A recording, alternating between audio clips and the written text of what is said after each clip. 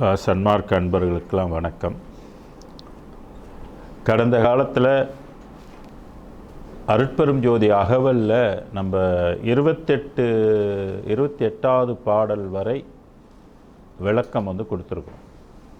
இந்த 28வது பாடலில் திருநிலை தனிவெளி சிவவெளி என்னுமோர் அருள்வெளி பதிவலர் அருட்பெரும் ஜோதி என்ற ஒரு வரிக்கு நிறைய பாடல்கள், இந்த வெளி சம்பந்தப்பட்ட பாடல்கள் அதெல்லாம் நம்ம சான்றாக கொடுத்துரும். ஏன் அதெல்லாம் சான்றாக கொடுத்தோம் அப்படின்னாக்க, சன்மார்க்கம் என்பது சாகாத வாழ்க்கை இல்லையா? எக்காலத்திலையும் மரணம் வராத வாழ்க்கை. அது எங்கே போய் வாழ்கிறது? மண்ணுலகத்திலையா? விண்ணுலகத்தில். அப்போ விண் அனந்த விண் இருக்குது, அண்டங்கள் கோடியாக இருக்குது. அப்போ எங்கே போய் வாழ்கிறது அப்படின்ற தகவலை வள்ளல் பெருமான் நமக்கு எப்படிலாம் சொல்லியிருக்கிறாரு அப்படின்றது இந்த வெளிகளை பற்றிய நிறைய விளக்கங்கள் தரக்கூடிய ஒரு வாய்ப்பு ஏற்பட்டதுனால அது நிறைய வெளிகளை பற்றி நம்ம பேசிடணும்.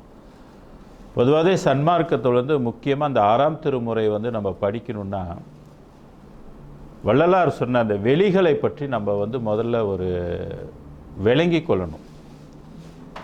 வள்ளலார் சொல்லுகின்ற இந்த வெளி இதுக்கு முன்பு மத சன்மார்க்கங்கள் கண்ட வெளிகளுக்கு அப்பால் பட்டது என்பதை முதலில் விளங்கி கொள்ளணும்.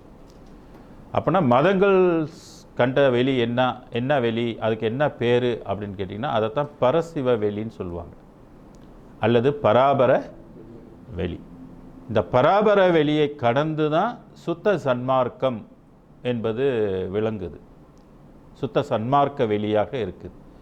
இதை வள்ளல் பெருமான் சமரச சுத்த சன்மார்க்க சத்திய வெளி அப்படின்றலாம் அறிமுகப்படுத்துகின்றார். அதனால தான் சமரச சன்மார்க்க சங்கத்தவர்கள் அல்லால் எற்றி நின்று தடுக்க வல்லோர் எவ்வுலகில் எவரும் இல்லை கண்டீர்னுவார். ஆனால் மரணம் எது வரைக்கும் வரும்னா, பராபரை வரைக்கும் மரணம் வரும். அதுக்குள்ள பாடல் மற்றறிவோம் என சிறிது தாந்திருப்பீரானால் மரணம் என்னும் பெரும்பாவி வந்திடுமோ அந்தோ சற்றும் இதை உம்மால் தடுக்க முடியாது. அப்போ யார் தடுக்க முடியும்னா, சமரச சன்மார்க்க சங்கத்தவர். சமரச சன்மார்க்க சங்கத்தவர்னாக்க நீங்களும் நானும் கிடையாது. ஏன்னா நம்ம என்ன வெளியாக இருக்கிறோம்?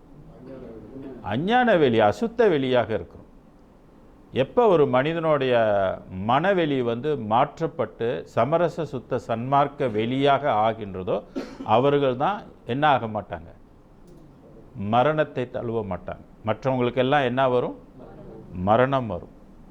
அதனால் நிறைய பேர் சமரச சன்மார்க்க சங்கம், சமரச சன்மார்க்க வெளி இதெல்லாம் விளங்காதனால என்ன நினைக்கிறாங்க, எனக்கு சாவு வராது அப்படின்னு சில பேர் நம்பிக்கொண்டு இருக்கிறாங்க.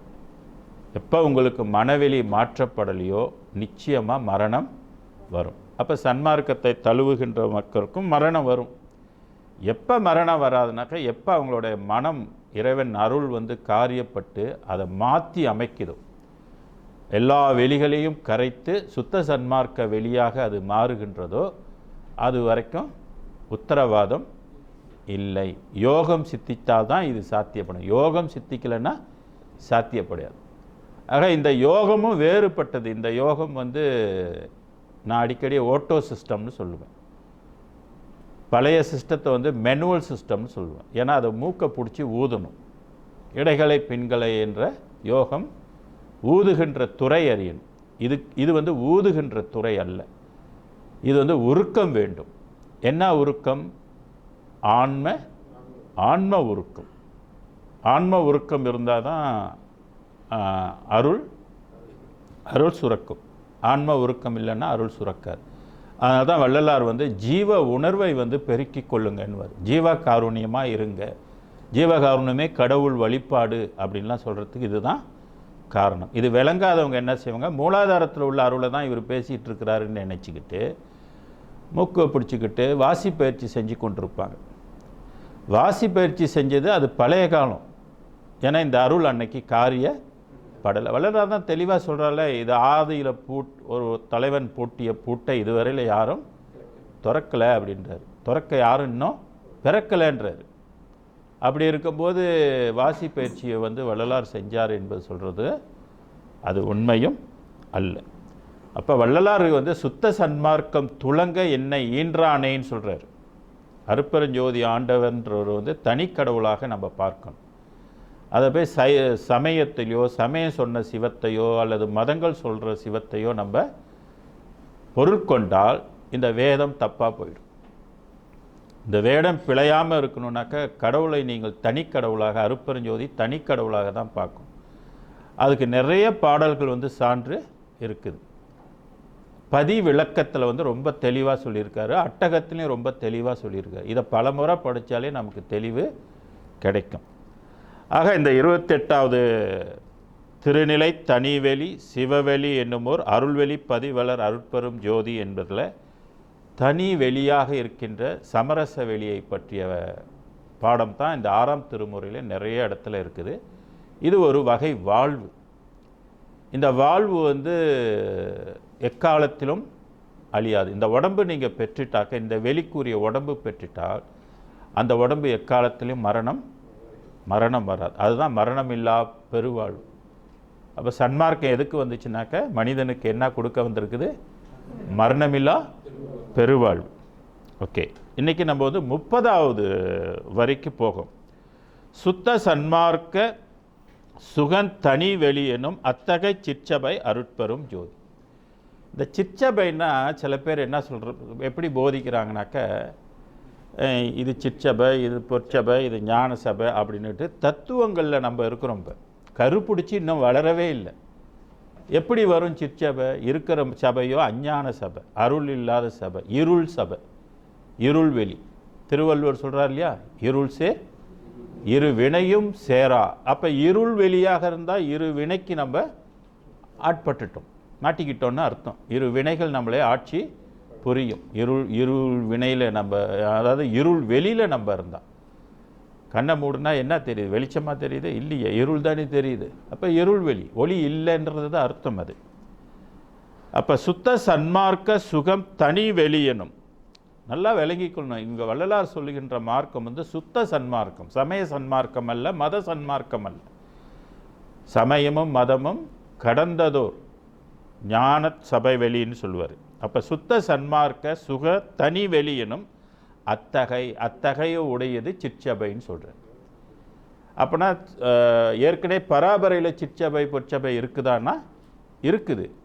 அதுக்குரியது, அதனுடைய தன்மை கொண்டது. ஆனால் இந்த வெளிக்கும் சிற்சபை பொற்சபை இருக்குது. இப்போ சிதம்பரத்தில் வந்து பூர்வஞான சிதம்பரத்துலேயும் சிற்சபை பொற்சபைன்றது அங்கே நீங்கள் பார்க்கலாம், அங்கே புறத்தில் வச்சுருப்பாங்க அதை. அப்போ சில பேர் நினைக்கிறாங்க இதைத்தான் வள்ளலார் வந்து சொல்கிறாரோ அப்படின்னு நினைக்கக்கூடும். இது தனியாக பெருவெளிக்குரிய சிற்சபை பொற்சபை. அதனால தான் சிற்சபையும் பொற்சபையும் சொந்தமெனதாச்சு, சொந்தம் எனதாச்சு, எனக்கு சொந்தமாச்சு, சித்தர்களும் முத்தர்களும் பேசுவதன் பேச்சின்னர். ஏன்னா அவங்களுக்கு இந்த சபை கிடைக்கல. இன்னொரு இடத்துல சொல்கிறார், சபை எனது உளமென தான் அமர்ந்து அறியுமோர் அருட்பெரும் ஜோதி. அதுதான் மனதை சிற்சபையின் கண்ணே நிறுத்துதல் வேண்டும். இந்த மனம் வந்து எந்த எல்லை வரைக்கும் டியூன் ஆகணும் அப்படின்னு கேட்டிங்கனாக்க சிற்சபை வரைக்கும் இருக்கணும். ஏன்னா சிற்சபையில் விளங்குகின்ற தெய்வம் அதே தெய்வம். நிறைய சான்றுகள் கொடுத்துருக்கிறாரு. அப்போ இதை போய் பழசோடு நம்ம ஒப்பீடு செய்யக்கூடாது. அதனால் சுத்த சன்மார்க்கத்துக்குன்னு ஒரு தனி வெளியாக, அந்த தனி வெளியில் இருக்கின்ற சபையாக இருக்கின்றது சிற்சபை. அதே பாங்கோங்கும் பொற்சபை, அதை சார்ந்து இருக்கிறது இன்னொன்று பொற்சபயமாக இருக்குது அப்படின்றதுக்கு பாடலும் வந்து நடராஜபதி மாலையில் வந்து சான்றுகள் இருக்குது. ஆக சுத்த சன்மார்க்க சுகத்தனி வெளியனும் அத்தகை சிற்சபை அருட்பெரும் ஜோதி. சும்மா நம்ம கண்ணை மூடிக்கிட்டு இங்கே இருக்குது சிற்சபை, அங்கே இருக்குது சிற்சபைனாக்கா என்ன இருக்குது? எல்லாமே இருள் வெளி. தத்துவம் பூரா என்ன? அதெல்லாம் பொய் தத்துவம். அப்போ எங்கே இருக்குது சிற்சபை? இன்னும் வரல. சிற்சபையாக நம்ம இன்னும் வரல. எப்போ வரும்? அருட்பெருஞ்சோதி ஆண்டவர் அந்த சிற்சபை ஒளியை நமக்குள்ளே வச்சு பொருத்தினா தான் வரும். திருத்தகம் பொன் நம்பலத்தே திருவடிகள் எனது சென்னி மிசை வருமோ அப்படின்னு ஒரு பாடல் இருக்கும். இருக்குதா? திருத்தகு திருச்செம்பொன்னம்பலத்தே திருவடிகள் எனது சென்னி மிசை வருமோ அப்படின்ற ஒரு பாடலை வந்து அவர் கேட்பார். அப்போ சென்னி மிசை வந்தால் தானே சிற்சபை, அப்போ தானே அருள் பெற்று அந்த அருள் உலகத்துக்குரியது கரு பிடிச்சி வளரும். அப்போ சிற்சபை என்பது கரு பிடித்தால்தான் உங்களுக்கு சிற்சபை, இல்லைன்னா எல்லாமே என்ன சபை, எல்லாமே இருள் சபை தான் நமக்குள்ளே இருக்குது. ஓகே, இதுக்குள்ள 30க்குரிய பாடல் நம்ம வந்து தெளிவுபட்டுக்கணும். அடுத்து 32 சுத்தமே ஞான சுகோதய வெளியனும் அத்துவித சபை அருட்பெரும் ஜோதி. அத்துவிதம் என்றால் என்ன? நாமும் அதுவும் ஒன்னஸ்ன்னு சொல்கிறது, ஒருமை. அத்துவைதம் அப்படின்னு சொல்கிறார். நீயும் நானும் ஒன்றுன்னு சொல்கிறது வந்து அத்துவைதம் சொல்கிறது. அப்போ சுத்த மெய்ஞான சுகோதயம் என்பது சுகவெளின்னு அர்த்தம். அது வெளிக்குள் வெளி கடந்து போகிறது, சும்மா இருக்கும் சுகம். சும்மா இருத்தல் என்னாக்கா தத்துவங்களை எல்லாம் கடந்து இருத்தல், தத்துவத்துக்குட்பட்டு இருப்பதில்லை, தத்துவங்களை கடந்து இருக்கக்கூடிய சுகம். அருட்சுகம் ஒன்றே அரும்பெறல் பெரும் சுகம், மருட்சுகம் பிற என வகுத்த மெய் சிவம் வகுக்குது. எது சுகம், எது மற்றதெல்லாம் எது சுகம் இல்லை. ஒரு காலத்தில் சுகமாக இருந்து இன்னொரு காலத்தில் சுகமாக இல்லைன்னாக்கா அது உண்மை அல்ல.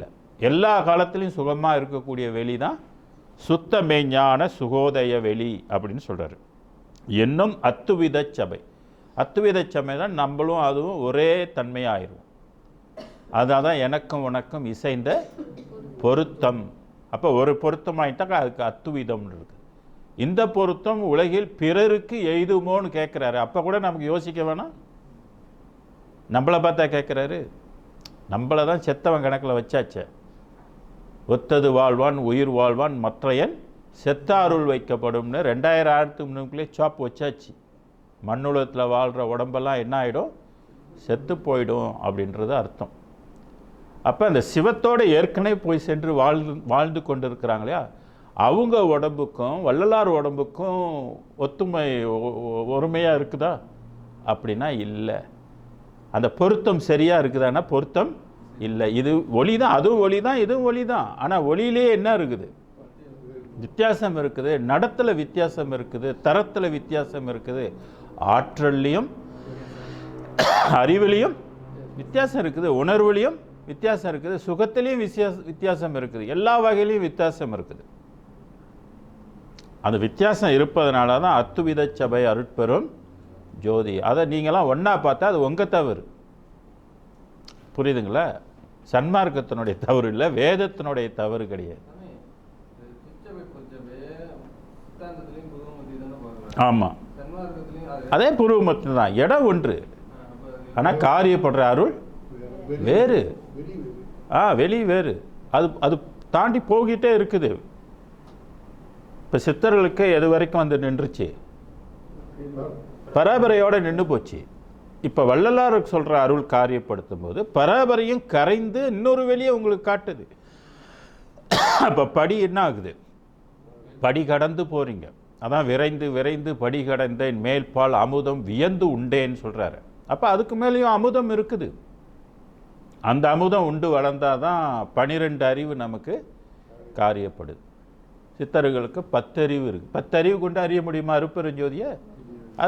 அது அருட்பெருஞ்சோதி கொடுக்கலையா, என்ன பண்ணுவாங்க அவங்க மேலே தப்பா? சில பேர் சொல்கிறாங்க அவங்க மறைச்சிட்டான். அவங்க மறைக்கலை, அவங்க கண்ட வரைக்கும் நமக்கு வேதத்தை அள்ளி தந்திருக்கிறாங்க. லட்சக்கணக்கான பாடல்கள் இருக்குது, சித்தர்கள் சொல்லியிருக்காங்க. வந்துருங்க, பராபரைக்கு வந்துருங்க, வாசி படித்து வந்துருங்க, மூலக்கணலை எழுப்புங்க அப்படின்ற பாடல்களெல்லாம் நிறையா சொல்லியிருக்கிறாங்க. புரியுதுங்களா? ஆனால் வள்ளலார் வந்து அந்த இடத்துக்கு நீ போயிடாதன்றாரு, விட்டுடு, அது வேண்டான்றாரு. விட்டுட்டியா என்னை போல் பெரிய லாபம் பெறுவீங்க அப்படின்றாரு. இவ்வளோ நாள் பிடிச்சிக்கிட்டு என்னத்தை பெரிய லாபத்தை கண்டீங்க, தூக்கி போடுங்கன்றாரு. அதை விட பேரின்பம், அதை விட மரணம் இல்லாத பெருவாழ்வு இருக்குதுன்னு சொல்கிறாரு. நல்ல மனசு, அதனால சொல்கிறாரு. பார்க்க போனால் எல்லா ஜீவனும் எல்லா உயிர்களும் அங்கே தான் போய் அடையணும் அப்படின்றதுக்கு நான் ஒரு பாடல் உங்களுக்கு வந்து சான்று கொடுக்குறேன். 1289வது பாடலை போய் எடுத்து பாருங்க.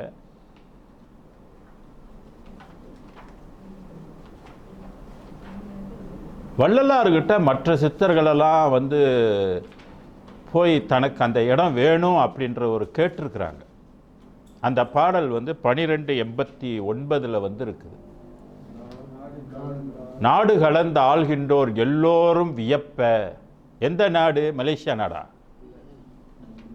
நாடு கலந்து ஆள்கின்றோர் எல்லோரும் இந்த இந்தியாவா? எந்த நாடு? அதான் எந்த நாடு கலந்து வாழ்கின்றார்கள்? பராபர வெளி கலந்து வாழ்கின்றார்கள். எவ்வளோ பேர்? எண்ணிலா கோடிக்கணக்கான பேர் வாழ்ந்துட்டு இருக்கிறாங்க. இது பூலோகத்தில் உள்ள நாடை சொல்லலை, ஸ்பேஸில் உள்ள வெளிகளை நாடுன்னு சொல்றாரு. சிவ நாடுன்னு சொல்றது, ஒளி உலகம்னு சொல்றது. புரியுதுங்களா?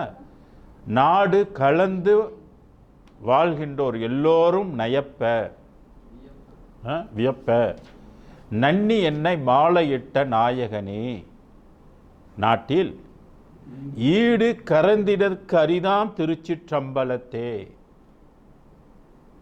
கரைந்திடற்கு அரிதாம் திருச்சிற்றம்பலம்னா இந்த திருச்சிற்றம்பலம் என்ன ஆகாது? கரையாது. அப்போ ஏற்கனவே உள்ளது என்ன ஆகும்? கரையக்கூடியது. எவ்வளோ அழகாக கிளியராக சொல்கிறாரு. இது கரையா. நீங்கள் என்ன செய்வீங்க? திருச்சிற்றம்பலம்னு சொன்னோன்னே உங்களுக்கு ஞாபகம் எங்கே போயிடும்? பரசிவத்துக்கு போயிடும். ஏன்னா ஏற்கனவே சைவ சித்தாந்தத்தில் திருச்சிற்றம்பலம் இதையே சொல்லிக்கிட்டு இருக்கிறாங்களே, அப்போ இவங்களுக்கு போயிடும். இது கரையாதது திருச்சிற்றம்பலம்னு வள்ளலார் சொல்கிறாரு. கரைகின்றது ஒன்று, கரையாதது ஒன்று. எப்போ கரையும்? அது காரியப்பட்டால் கரைஞ்சி போயிடும். அப்போ தான் அந்த உலகம் பொய்ன்றது தெரியும். கண்டதெல்லாம் அனித்தியம், கேட்டதெல்லாம் பழுதுன்னு ஏன் சொல்கிறாரு? கரைந்து போனதுனால எல்லாம் பொய்யின்ட்டார். நம்மளை ஏன் சிவ சித்தாந்தத்தெல்லாம் கடைப்பிடிக்க வேண்டான்னாரு, டார்கெட் அதில் வைக்க வேணான்னாரு. ஏன்னா அது கரைந்து போகும். ஈடு கரைந்திடர் கரிதாம் திருச்சிற்றம்பலத்தே இன்ப நடம் புரிகின்ற இறைவனே, இறையவனே. அப்புறம் என்னை நீ பாடுக, என்னை நீ பாடுக. இதுக்கு முன்பு பாடுனாங்களா யாரும் அருப்பெருஞ்சோதியா? இல்லையே.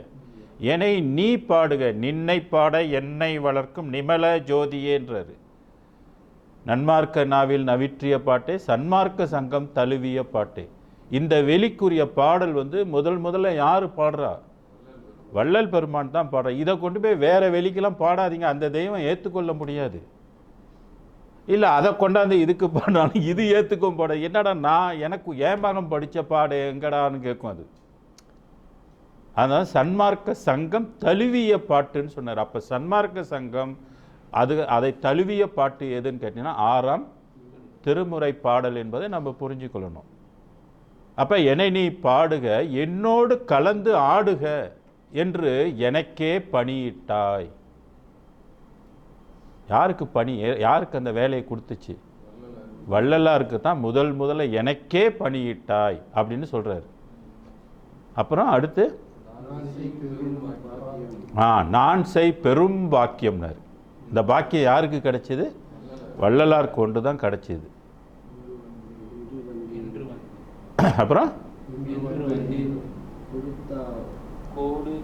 கோடு தவறாவு உனை நான் பாடுவதற்கு ஏற்ற குணப்பொருளும் இலக்கியமும் கொடுத்து மகிழ்ந்தருளினர். அப்போ அந்த வெளியில் என்ன இருக்குது? இலக்கியம் இருக்குது, குணப்பொருள் இருக்குது, கருணை இருக்குது. கருணையாக பாடுகின்றது, கனிவாக பாடுகின்றது, இறைவனை வசமாக்குகின்ற பாடல். அதனால தான் பாட்டாளர் பாடுதோறும் பரிசளிக்கும் துறையேன்னு சொன்னார். பண்ணும் மறை பாட்டை என் பாட்டினது பயனேனர். பாடுகின்ற உள்ளத்தை கூடுகின்ற குருவேனர் இல்லைங்களா? திருப்பாடல் வந்தனையும் சிவமாக்கும் தெய்வம் அப்படின்னு சொன்னார். இப்படிலாம் பாட பாட அருளை நம்ம பெறலாம் அப்படின்றது அதனுடைய பொருள். ஆக சுத்த மெஞ்ஞான சுகோதய வெளியனும் அத்துவித சபை அருட்பெரும் ஜோதி. நாமும் அதுவும் ஒன்றாகுகின்ற ஒரு சபையாக சிற்சபை விளங்குது. எப்பன்னாக்க காரியப்பட்டார் அருள் நமக்குள்ளே வந்து சாரணும், வந்து பொருந்தணும். எப்படி நம்ம ஒரு ஹெட்ஃபோன் வாங்கினாக்கா சிம் கார்டு வாங்கி பொருத்தினா தானே பாவிக்க முடியுது. சிம் கார்டு இல்லாமல் எப்படி பாவிக்க முடியாது இல்லையா? அந்த மாதிரி அருள் என்ற சிம் கார்ட்டை பொருத்தணும். யார் பொருத்துறது? நீங்கள் மூலாதாரத்திலேருந்து பொறுத்தினீங்கன்னா அது பராபர எல்லை வரைக்கும் தான் அது போகும். அதுவும் இனிமேல் முடியுமானாக்க முடியாது, காலவதி ஆயிடுச்சு. இனிமேல் அந்த அருள் உய்விக்குமானா? ஆமாம், சென்னியில் பொருந்த வைத்த தெய்வம், பொய்யாத தெய்வம் இடர் செய்யா. அந்த சென்னி புருவமத்தி ரொம்ப முக்கியம். அதனால தான் இதை வந்து அந்த காலத்திலே இந்த சென்னியில் வந்து அருள் பொருந்தணும் என்ற தத்துவத்துக்காக தான் இந்த திருநூறு வைக்கிறது, சந்தனம் வைக்கிறது, இந்த குங்குமம் வைக்கிறதெல்லாம், சைன் போட்டெல்லாம் அதுக்கு தான். சிவத்தோட சின்னமாக இதை வந்து நமக்கு அறிமுகப்படுத்தினாங்க முன்னோர்கள். மறந்துட போகிறான் பையன், ஞாபகமாக இருக்கணும், நல்லது கெட்டதுக்கெல்லாம் புருவ மத்தியில் கொண்டாந்து வச்சாங்க. அந்த பொருள் என்ன? இப்போ எல்லா பொருளும் எரிச்சாக்க எந்த பொருள் அதுக்கு மேலே எரியாது? சாம்பல். அப்போ உலகம் எல்லாமே கரைஞ்சி போனாலும் ஒரு உலகம் கரையாது. அந்த கரையாத பொருளை எப்படியாவது உங்களுக்கு சொல்லணும், அதுக்கு தான் சாம்பலை வந்து நமக்கு ஒரு சின்னமாக வச்சாங்க. ஏன்னா சாம்பலுக்கு அங்கிட்டு அந்த பொருளை நீ ஒன்றும் செய்ய முடியாது. அதுபோல் இறைவன் என்ற ஒரு தனிப்பொருள் இருக்குது, அதை நீ ஒன்றும் செய்ய முடியாது. அது அழியுமானா அழிக்க முடியாது. அப்போ அழிக்க முடியாத ஒரு பொருளுக்கு எதை கொண்டு வந்தாங்க? சாம்பலை கொண்டு வந்தாங்க. அப்போ நீங்கள் அந்த சாம்பலை வந்து பூசிக்கணும், ஞாபகப்படுத்திருக்குது. சிவத்தை வந்து நம்ம பார்க்க முடியாது, அட்லீஸ்ட் சிவத்தை நினச்சி நம்ம இங்கே பூசிக்கிறது. அதே பொருளுக்கு வந்து மனம் இருக்கா? அந்த பொருளுக்கு வாசம் இருக்கா?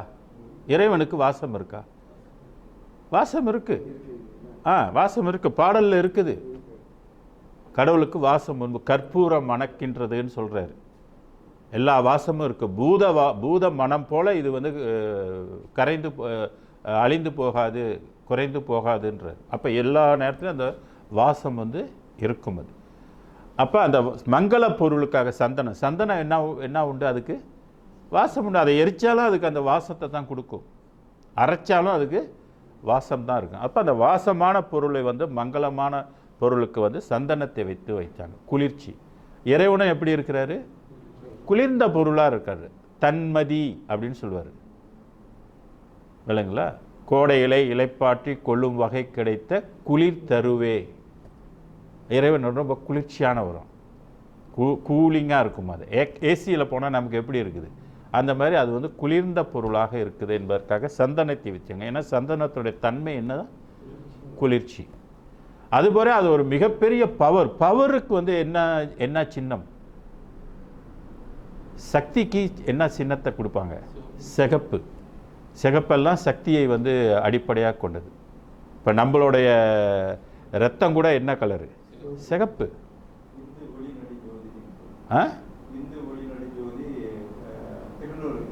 ஆமாம். அப்போ சிகப்புக்கு வந்து குங்குமம். அப்போ குங்குமத்தை இங்கே வச்சாங்க. விபூதி, சந்தனம், அதுக்கு மேலே குங்குமம். 3 பொருளும் எதை குறிக்குதுன்னா ஒரு அழியாத பொருளை வந்து குறிக்குது. புரியுதுங்களா?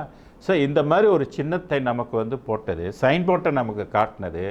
இப்படி வந்து இந்த பொருள் வந்து உன்னுடைய புருவ மத்தியில் பொருந்தணும் அப்படின்ட்டு நமக்கு வந்து பழக்கத்திலே என்ன செஞ்சாங்க? பழக்கி வச்சாங்க. கோயிலுக்கெல்லாம் போனால் இது தான் வந்து பொருந்தணும். அதுதான் எல்லாம் சாமி கும்பிட்டு கடைசியில் ஐயர் கொண்டாந்து என்ன கொடுப்பாரு? ஓகே, விபூதி கொடுப்பாரு, அப்புறம் சந்தனம் கொடுப்பாங்க, அப்புறம் குங்குமம் கொடுப்பாங்க. 3 பொருளையும் கொண்டாந்து நீங்கள் புருவ மத்தியில் இப்படியே வச்சுக்கிட்டு இருந்தால் வந்து பொருந்திருமா?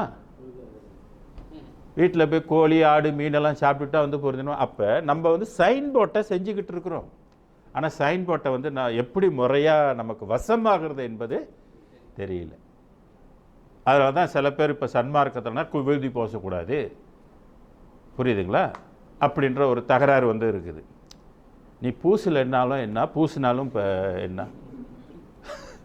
கடவுள் பூசலைன்னு உன் மேலே கோவிக்க போகிறாரா? இல்லை பூசிட்டேன்னு வந்து ஒட்டிக்க போகிறாரா? ஒட்டிக்கிட்டு ஒட்டுறதும் இல்லை, கோச்சிக்கிறதும் இல்லை. நீ சைன் போட்டை விளங்கிக்கலன்னா அவருக்கு என்ன பண்ணுவார்? நம்ம புரிஞ்சு கொள்ளணும். அந்த பொருள், அழியாத பொருளை எப்படி நம்ம வசப்படுத்துவது, அதுக்கு ஜீவகாருண்ய ஒழுக்கம். உண்மையான அருளை நம்ம வசப்படுத்தணும்னா அதுக்கு ஜீவகாருண்ய வழியில் பண்ணுறது தான் நித்திய வாழ்வை நமக்கு கொடுக்கும்.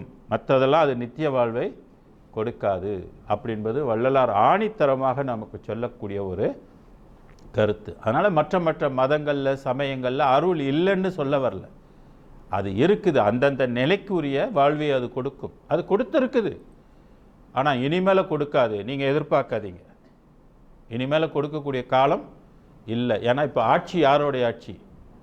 அருப்பெருஞ்சோதியோடைய ஆட்சி. அப்போ ஒன்று நீ வந்தால் என் வழியில் தான் வரணும், இல்லைன்னா கடை பூமியிலேயே.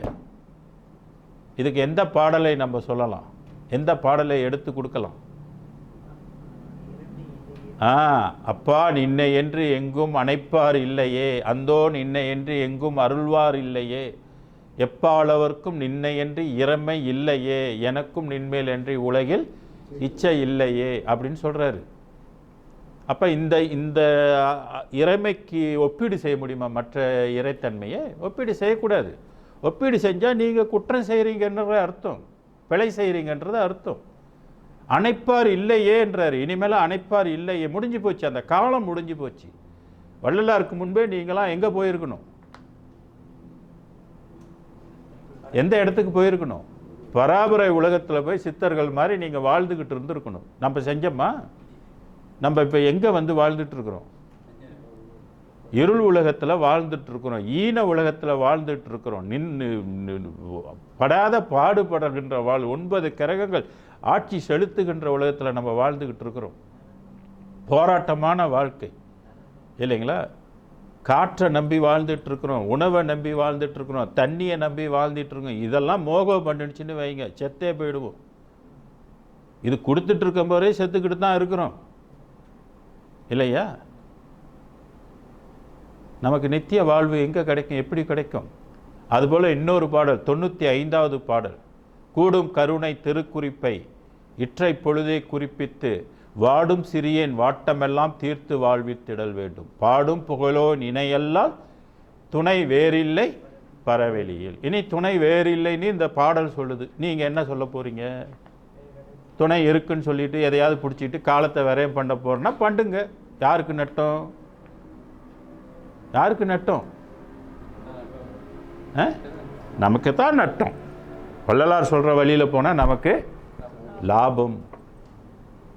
வள்ளலார் நம்மள நட்டப்படுறதுக்காக வைக்கிறாரு?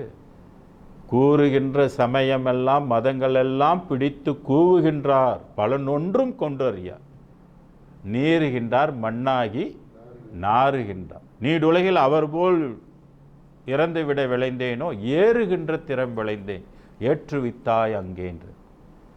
அப்போ ஏறுகின்ற திறம் தெரியணுங்க. இது ஒன்று தான் மேலேறும் வீதி, மற்ற வீதிகள் எல்லாம் கீழ் செல்லும் வீதி. எத்தனை பாடல்கள் சான்று. இந்த வெளியை கொண்டு போய் அந்த மற்ற வெளிகளோட நம்ம ஒப்பீடு செய்ய முடியுமா? ஒப்பிட்டு செஞ்சால் தப்பு பண்ணுறோம். அதனால தான் இங்கே என்ன சொன்னார்னா, சுத்த சன்மார்க்க சுக தனி வெளி, இதை போய் இந்த வெளியை மற்ற வெளிகளோடு நம்ம சேர்க்கக்கூடாது.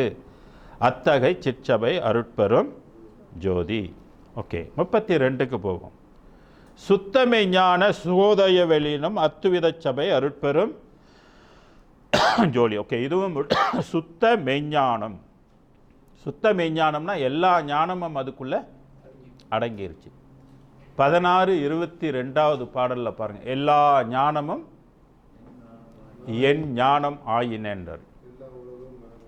ஆமாம், எல்லா உயிர்களும் என் உயிர் ஆயின, எல்லா சுகமும் அவருடைய போகமும் ஆயினேன்னு சொல்வார்.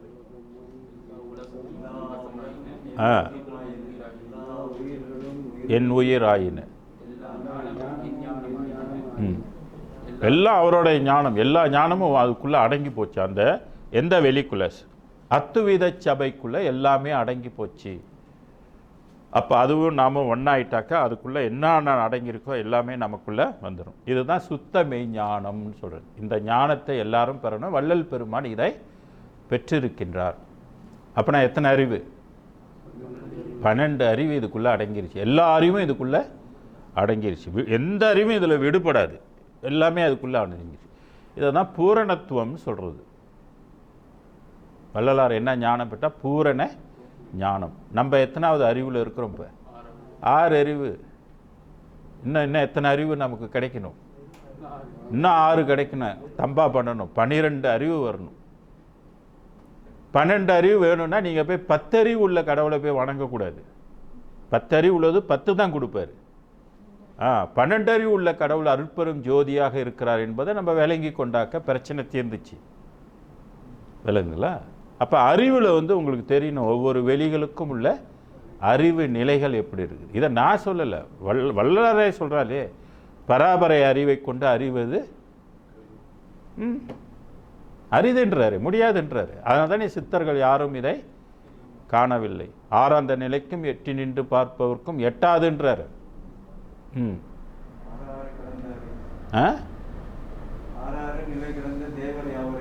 ஆமா.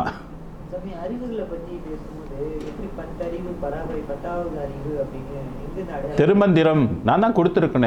இது உற்றறிவைந்தும் உணர்ந்தறிவார் ஏழும் கற்றறிவெற்றும் கலந்தறி 9 பற்றிய 10 பல வகை நாளிகள் அற்றறியாமல் அழிகின்றவாரின்னு திருமந்திரத்தில் இருக்குது. 731வது பாடல். 41 சாரி 741 திருமந்திரம் போய் எடுத்து பார்த்தீங்கன்னாக்கா உங்களுக்கு தெரியும் எத்தனை அறிவு அன்னைக்கு வேலை செஞ்சுருக்குது. அப்போ திருமூலருக்கு எத்தனை அறிவு? 10 அறிவு. 10 அறிவில் அவர் தன்னை என்னான்னு உணர்ந்தார். பரசிவம்னு தான் உணர்ந்தார். அருட்பெரும் ஜோதின்னு அவர் உணரல. வள்ளல் பெருமான் ஒன்று தான் தன்னை என்னான்னு உணர்ந்தார். அருட்பெருஞ்சோதி ஆனேன் என்று அறையப்பா முரசு, அருளாட்சி பெற்றேன் என்று அறையப்பா முரசு. அதெல்லாம் 10க்குள்ளே அடங்கணும். எல்லாம் 10க்குள்ளே அடங்கும். அதான் யாரும் இல்லைன்றாரு வள்ளலார். யாரும் இதுவரையில் அடையலைன்றாரு. இந்த கரு இதுவரையில் யாரையும் பிடிக்கலாம். அப்புறம் எப்படி திருஞான சம்பந்தம் 7வது நூற்றாண்டு 6வது நூற்றாண்டில் வந்தவங்களுக்கு இது கிடச்சிருக்குமா? அந்நாளில் இல்லையே என்றார். இந்த அருள் காரியப்படலைன்றார். 855வது பாடல். மற்றறிவோம் என சிறிது தாழ்ந்திருப்பீரானால் மரணம் என்னும் பெரும்பாவி வந்திடுமோ அந்தோன்றாரு. சற்று முதை உம்மால் தடுக்க இல்லை சாரி 850வது பாடல். ஏதும் தெரியா அகங்கரித்திருந்த சிறியன் தன்னை வழிந்து எல்லா உலகம் அதிசயிக்க ஓதும் பொருளை கொடுத்து என்றும் உளவா இன்பப் பெருநிலையில் ஓங்கி உற வைத்தனை என்னுடைய ஒருமை பெருமானே இது உன் கருணைக்கு இயல்போ கருணைக்கு இதனை எண்ணிய நான் இந்நாட் புதிதே அந்நாளில் இல்லையே என்றார். இதனை எண்ணிய நான். அவர் வேற எதை எண்ணலைங்க. யாரை எண்ணினார்? அருட்பெரும் ஜோதி. இதனை எண்ணிய நான் தாதும் உணர்வும் உயிரும் உள்ள தடமும் பிறவாம் தத்துவமும் தாமே குலைந்து தலைந்து அமுதமயமாகின்றேனே. போட்டோ சிஸ்டம்லாம் அருட்பெரும் ஜோதி தனி மந்திரம் இல்லையா? இந்த மந்திரம் வேற யார் சொல்லி இதுவரையில் கொடுத்துருக்குறாங்க? அது அந்த ஒளியை அவர் அருட்பெரும் ஜோதின்னு சொல்கிறாரு. அவர் உள்ள கிடைக்கல உள்ள ஜோதி எது? அருட்பெரும் ஜோதின்னு எதை சொல்கிறாரு? பரசிவத்தை குறிப்பிடுறாரு. ஆனால் உண்மையிலே அருட்பெரும் ஜோதி எதுவாக இருக்குது? இப்போ எல்லா சித்தர்களும் ஜோதியை பெற்றிருக்காங்க. சுருக்கமற்ற ஜோதின்னு சொல்லியிருக்கிறாங்க, பெருவெளின்னு கூட சொல்லியிருக்கிறாங்க. எதையெல்லாம் பெருவெளின்னு சொன்னாங்க? விரிசடையோன்லாம் சொல்லியிருக்கிறாங்க. இதெல்லாம் எதை சொன்னா பரசிவத்தை மேலும் அவங்களுக்கு சொல்வதற்கு வாய்ப்பே கிடையாது. அதை நம்ம புரிஞ்சு கொள்ளணும். நம சிவாயம் சிவாய நம என சிந்தித்திருப்போர்க்கு அபாயம் ஒரு நாளும் இல்லை. உபாயம் இதுவே மற்றல்லது விதியே மதியாய் விடும்னு ஔவையார் சொல்லியிருக்கிறாங்களே. சிவாயம் என்ற மந்திரம் சிவன் இருக்கும் மந்திரம்னு சொல்லுவாங்க. உபாயம் என்று நம்பினோர்க்கு உதவியான மந்திரம் சொல்வார். வாயினால் தொழுதுவிட்ட மந்திரங்கள் எத்தனை. வெறும் வாயிலே சொல்லிக்கிட்டு இருந்தால் அது காரியத்துக்கு ஆகுது. அதனால்தான் 5 3 எட்டடா அனாதியான மந்திரம் நெஞ்சிலே நினைந்து கொண்டு நீர் உரு செபிப்பிரேல். எங்கே நெஞ்சில் அந்த அந்த அந்த பொருள் நெஞ்சில் உட்காரணும், செலுத்தணும், செலுத்தி சொல்லணும். 5 கரத்தனை ஆணை முகத்தனை இந்தின் இளம்பிறை போலும் ஏற்றின் நந்தி மகந்தனை ஞான குளினை புந்தியில் வைத்து. புந்தின்னா மனம். மனதில் கொண்டாந்து என்ன செய்யணும்? வைத்து அடி போட்டுகின்றேன். எல்லாரும் அதை அடியில் புந்தியில் கொண்டாந்து வச்சா போட்டுக்கிட்டு இருக்கிறாங்களே, புந்தியில் வைத்தால் அது யோகம். புரியுதுங்களா? புந்தியில் வைக்கலைன்னா அது யோகம் இல்லை. பாலும் தெளிந்த தேனும் பாகும் பருப்புமை நாளும் கலந்துனக்கு நான் தருவேன், கோலம் செய் துங்கக் கரிமுகத்து தூமணியே நீ எனக்கு சங்கத்தமிழ் முனும் தா. உணவு எப்படி இருக்குன்னு வைக்கிறாரு பாருங்க. நம்ம சாப்பிட்ற சாப்பாட்டுக்கெல்லாம் சங்கத்தமிழ் முனும் வருமா? சொல்லுங்க. நீங்கள் பாலும் தெளிந்த தேனும் பாகும் பருப்புமா சாப்பிட்றீங்க? இதே தொடர்ந்து சாப்பிட்டா என்ன ஆகும்? வேண்டான்றும். அந்த வாழ்க்கையே நமக்கு வேண்டான்றான்றும். அவங்களாம் அந்த மாதிரி சாப்பிட்டாங்க. சித்தர்களோட உணவு வந்து நம்ம மாதிரி உணவு கிடையாதுங்க. அவங்களுடைய உணவுலாம் ரொம்ப கடுமையான உணவு. அதெல்லாம் இன்றைக்கி சொன்னால் யாரும் வரவே மாட்டாங்க. ஆனால் அருட்பெருஞ்சோதி அப்படி இல்லை. இது கொஞ்சம் ரொம்ப ரிலீஃப் கொடுத்துருக்குது. பரவாயில்ல, கொஞ்சம் பருப்பு சேர்த்துக்க, கொஞ்சம் கீரை சேர்த்துக்க, கொஞ்சம் மிளகு சேர்த்துக்க அப்படின்லாம் கொஞ்சம் சாப்பாட்டில் வந்து கொஞ்சம் ரொம்ப கடுமையாக வைக்கலை. உப்பு கொஞ்சம் சேர்த்துக்கன்னு. சித்தர்களோட இதில் போனீங்கன்னாக்க உளுந்தடிச்சு ஓடிடுவோம். அப்பப்பா இது நம்மளால தாங்க முடியாதுன்ட்டு. அதுவும் சொல்லணும். வாயில் வந்து சொல்லும்போது என்ன ஆகுதுன்னாக்கா அந்த மனதில் வந்து அந்த மொலிகுலஸ் வந்து மாறும், அந்த மனத்தன்மைகளில் மாறும், மாயைகள் வந்து விலகும். விலங்குங்களா? ஒரு உச்சரித்தாலும் சரி, நினைச்சாலும் சரி, பாடினாலும் சரி.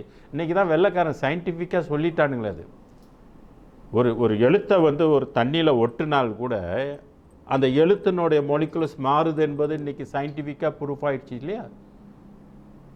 அப்போ அதே மாதிரி நம்ம அன்னாடும் சொல்ல சொல்ல படிக்க படிக்க கேட்க கேட்க நமக்குள்ள மாற்றம் ஏற்படுமா இல்லையா? அந்த மாதிரி மாற்றம் ஏற்பட்டுச்சுன்னா 6ஆம் திருமுறை உங்களுக்கு நல்லா தெளிவாக விளங்கும். அதுக்கு தான் இந்த நாம ஜபத்தெல்லாம் நீங்கள் யூஸ் பண்ணிக்கிங்க. நாம ஜபத்தெல்லாம் யூஸ் பண்ணுறது எதுக்கு? கருள் வந்து நம்மளை ஆட்கொள்வதற்கு. எஸ், ஓசை உணர்வுகள் எல்லாம் தருவிக்கும் நேசத்தாலாய உடம்பு. அவையார் சொல்கிறாங்களே. அது எங்க புறத்தில் ஊதுற சங்கையா? இது வந்து இங்கே ஊத சொல்லலை. இங்கே ஊதணுன்னாக்கா அது எது? பராபரையோடைய அருளுக்கு தான் அது ஊதணும். சன்மார்க்கத்துக்கு வந்து ஊத வேண்டிய அவசியம் இல்லையா? வள்ளலாரே ஊதலையே. கருவிலே வந்து கலந்ததுன்னு சொல்கிறார். 9 வயசில் வந்து கலந்தது. அப்புறம் எதுக்கு வள்ளலார் ஊதணும்? கடவுள் தான் உள்ளுக்கு வந்துட்டார். அவர் உள்ளத்தில் வந்து உக்காந்துட்டார். 9 வயசுலேயே பாடல்கள் எல்லாம் எழுதுறாரு. அப்போ அறிவு யார் கொடுத்தது? அருட்பெருஞ்சோதி கொடுத்தது. அதுக்கப்புறம் இன்னும் அவர் என்ன செய்யணும்? உள்ளுக்கு தான் வந்துருச்சு. இப்போ நமக்கு அந்த மாதிரி வருதா? அப்போ உள்ளுக்கு இன்னும் வரல. ஸ்டாண்ட் பையாக இருக்கிறாரு, வரல. அப்போ நம்மளை என்ன பலத்தை பெருக்கிக்க சொல்கிறாரு? புண்ணிய பலத்தை பெருக்கிக்க சொல்கிறாரு. ஏன்னா புண்ணிய பலத்தால் தான் அது கிடைக்கும்ன்றாரு. எண்ணியபடியெல்லாம் ஏற்றுக என்று என்னை புண்ணிய பலத்தால் பொருந்தியது. அப்போ ஏற்கனவே இவருக்கு என்ன இருந்திருக்குது? புண்ணிய பலம் இருந்திருக்குது. அதனால் இவர் வந்து சூசன் செய்யப்பட்டிருக்கிறார். இவர் தேர்ந்தெடுக்கப்பட்டிருக்கிறார். புண்ணிய பலம் இருந்ததுனால கடவுள் அருட்பெருஞ்சோதி வரும்போது யாருக்கு அந்த உயர்ந்த புண்ணியம் இருக்குதோ அவங்கள ஆட்கொண்டு தேர்வு செய்திருக்கிறார். இப்போ நம்மளும் பிறப்பை ஒழிக்கணும்னா நம்மளும் என்ன தேடிக்கொள்ளணும்? காலம் உள்ள போதே புண்ணியத்தை தேடிக்கொள்ளுங்கன்றார்.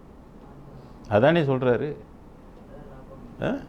காலம் இருக்கும்போதே இந்த புண்ணியத்தை நம்ம வந்து தேடிக்கொள்ளணுன்றது. ஓகே, அடுத்து 34. தூய கலாந்த சுகந்தரும் வெளியெனும் ஆய சிற்சபையில் அருட்பெரும் ஜோதி. மொத்தம் எத்தனை அந்தங்கள் இருக்குது? கலாந்தம் இருக்குது, யோகாந்தம் இருக்குது. இப்போ 6 அந்தங்களை பற்றிய உள்ள பாடல் தான் இது அடுத்து வரப்போகுது. அப்போ சித்தாந்தம், யோகாந்தம், கலாந்தம், நாதாந்தம், போதாந்தம், இப்படி 6 அந்தங்களை கொண்டது சமரச வெளி. அதே மாதிரி இந்த பரசிவத்துக்கும் அல்லது பராபரைக்கும் இந்த 6 அந்தம் இருக்குதா அப்படின்னா இருக்குது. ஆனால் அது சுத்தம் அல்ல, மதம் சார்ந்த வெளிகள். அதனால தான் பாருங்கள், 6ஆந்த நிலைக்கும் எட்டி நின்று பார்ப்பவருக்கு எட்டாது அப்படின்றாரு. அப்படின்னா ஏற்கனவே எத்தனை அந்தம் இருக்குது? 6 அந்தம் இருக்குது. அந்த 6 அந்தத்துக்கு எட்டி நின்று பார்ப்பதற்கு எட்டாது. அருட்பெருஞ்சோதி உலகம் அவங்களுக்கு எட்டாது. அப்போ ஏற்கனவே இருக்குது. இப்போ இதுக்கும் இந்த வெளிக்கும் என்ன இருக்குது? 6 அந்தம் இருக்குது. அந்த ஆறந்தம் இருக்கிறது வந்து வள்ளல் பெருமான் எப்படி அதை டிஃப்ரென்ஷியேட் பண்ணி கொடுக்குறாருனாக்க தூய என்ற சொல்லை பயன்படுத்துகிறார், சுத்த என்ற சொல்லை பயன்படுத்துகிறார். அப்போ இது எந்த வெளியை சார்ந்ததுன்னா பெருவெளிக்கு உரியது. ஓகே, தூய கலாந்த இதை வந்து நீங்கள் எங்கே பார்க்கலாம் அப்படின்னாக்க அருட்பெரும் ஜோதி என் ஆண்டவர் அப்படின்ற தலைப்பில் வந்து பாடல் இருக்கு இல்லையா, அந்த பாடலில் வந்து 494வது பாடல் எடுத்து பாருங்க.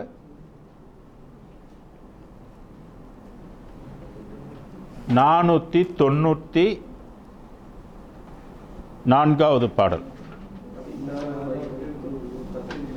இல்லையா, 494.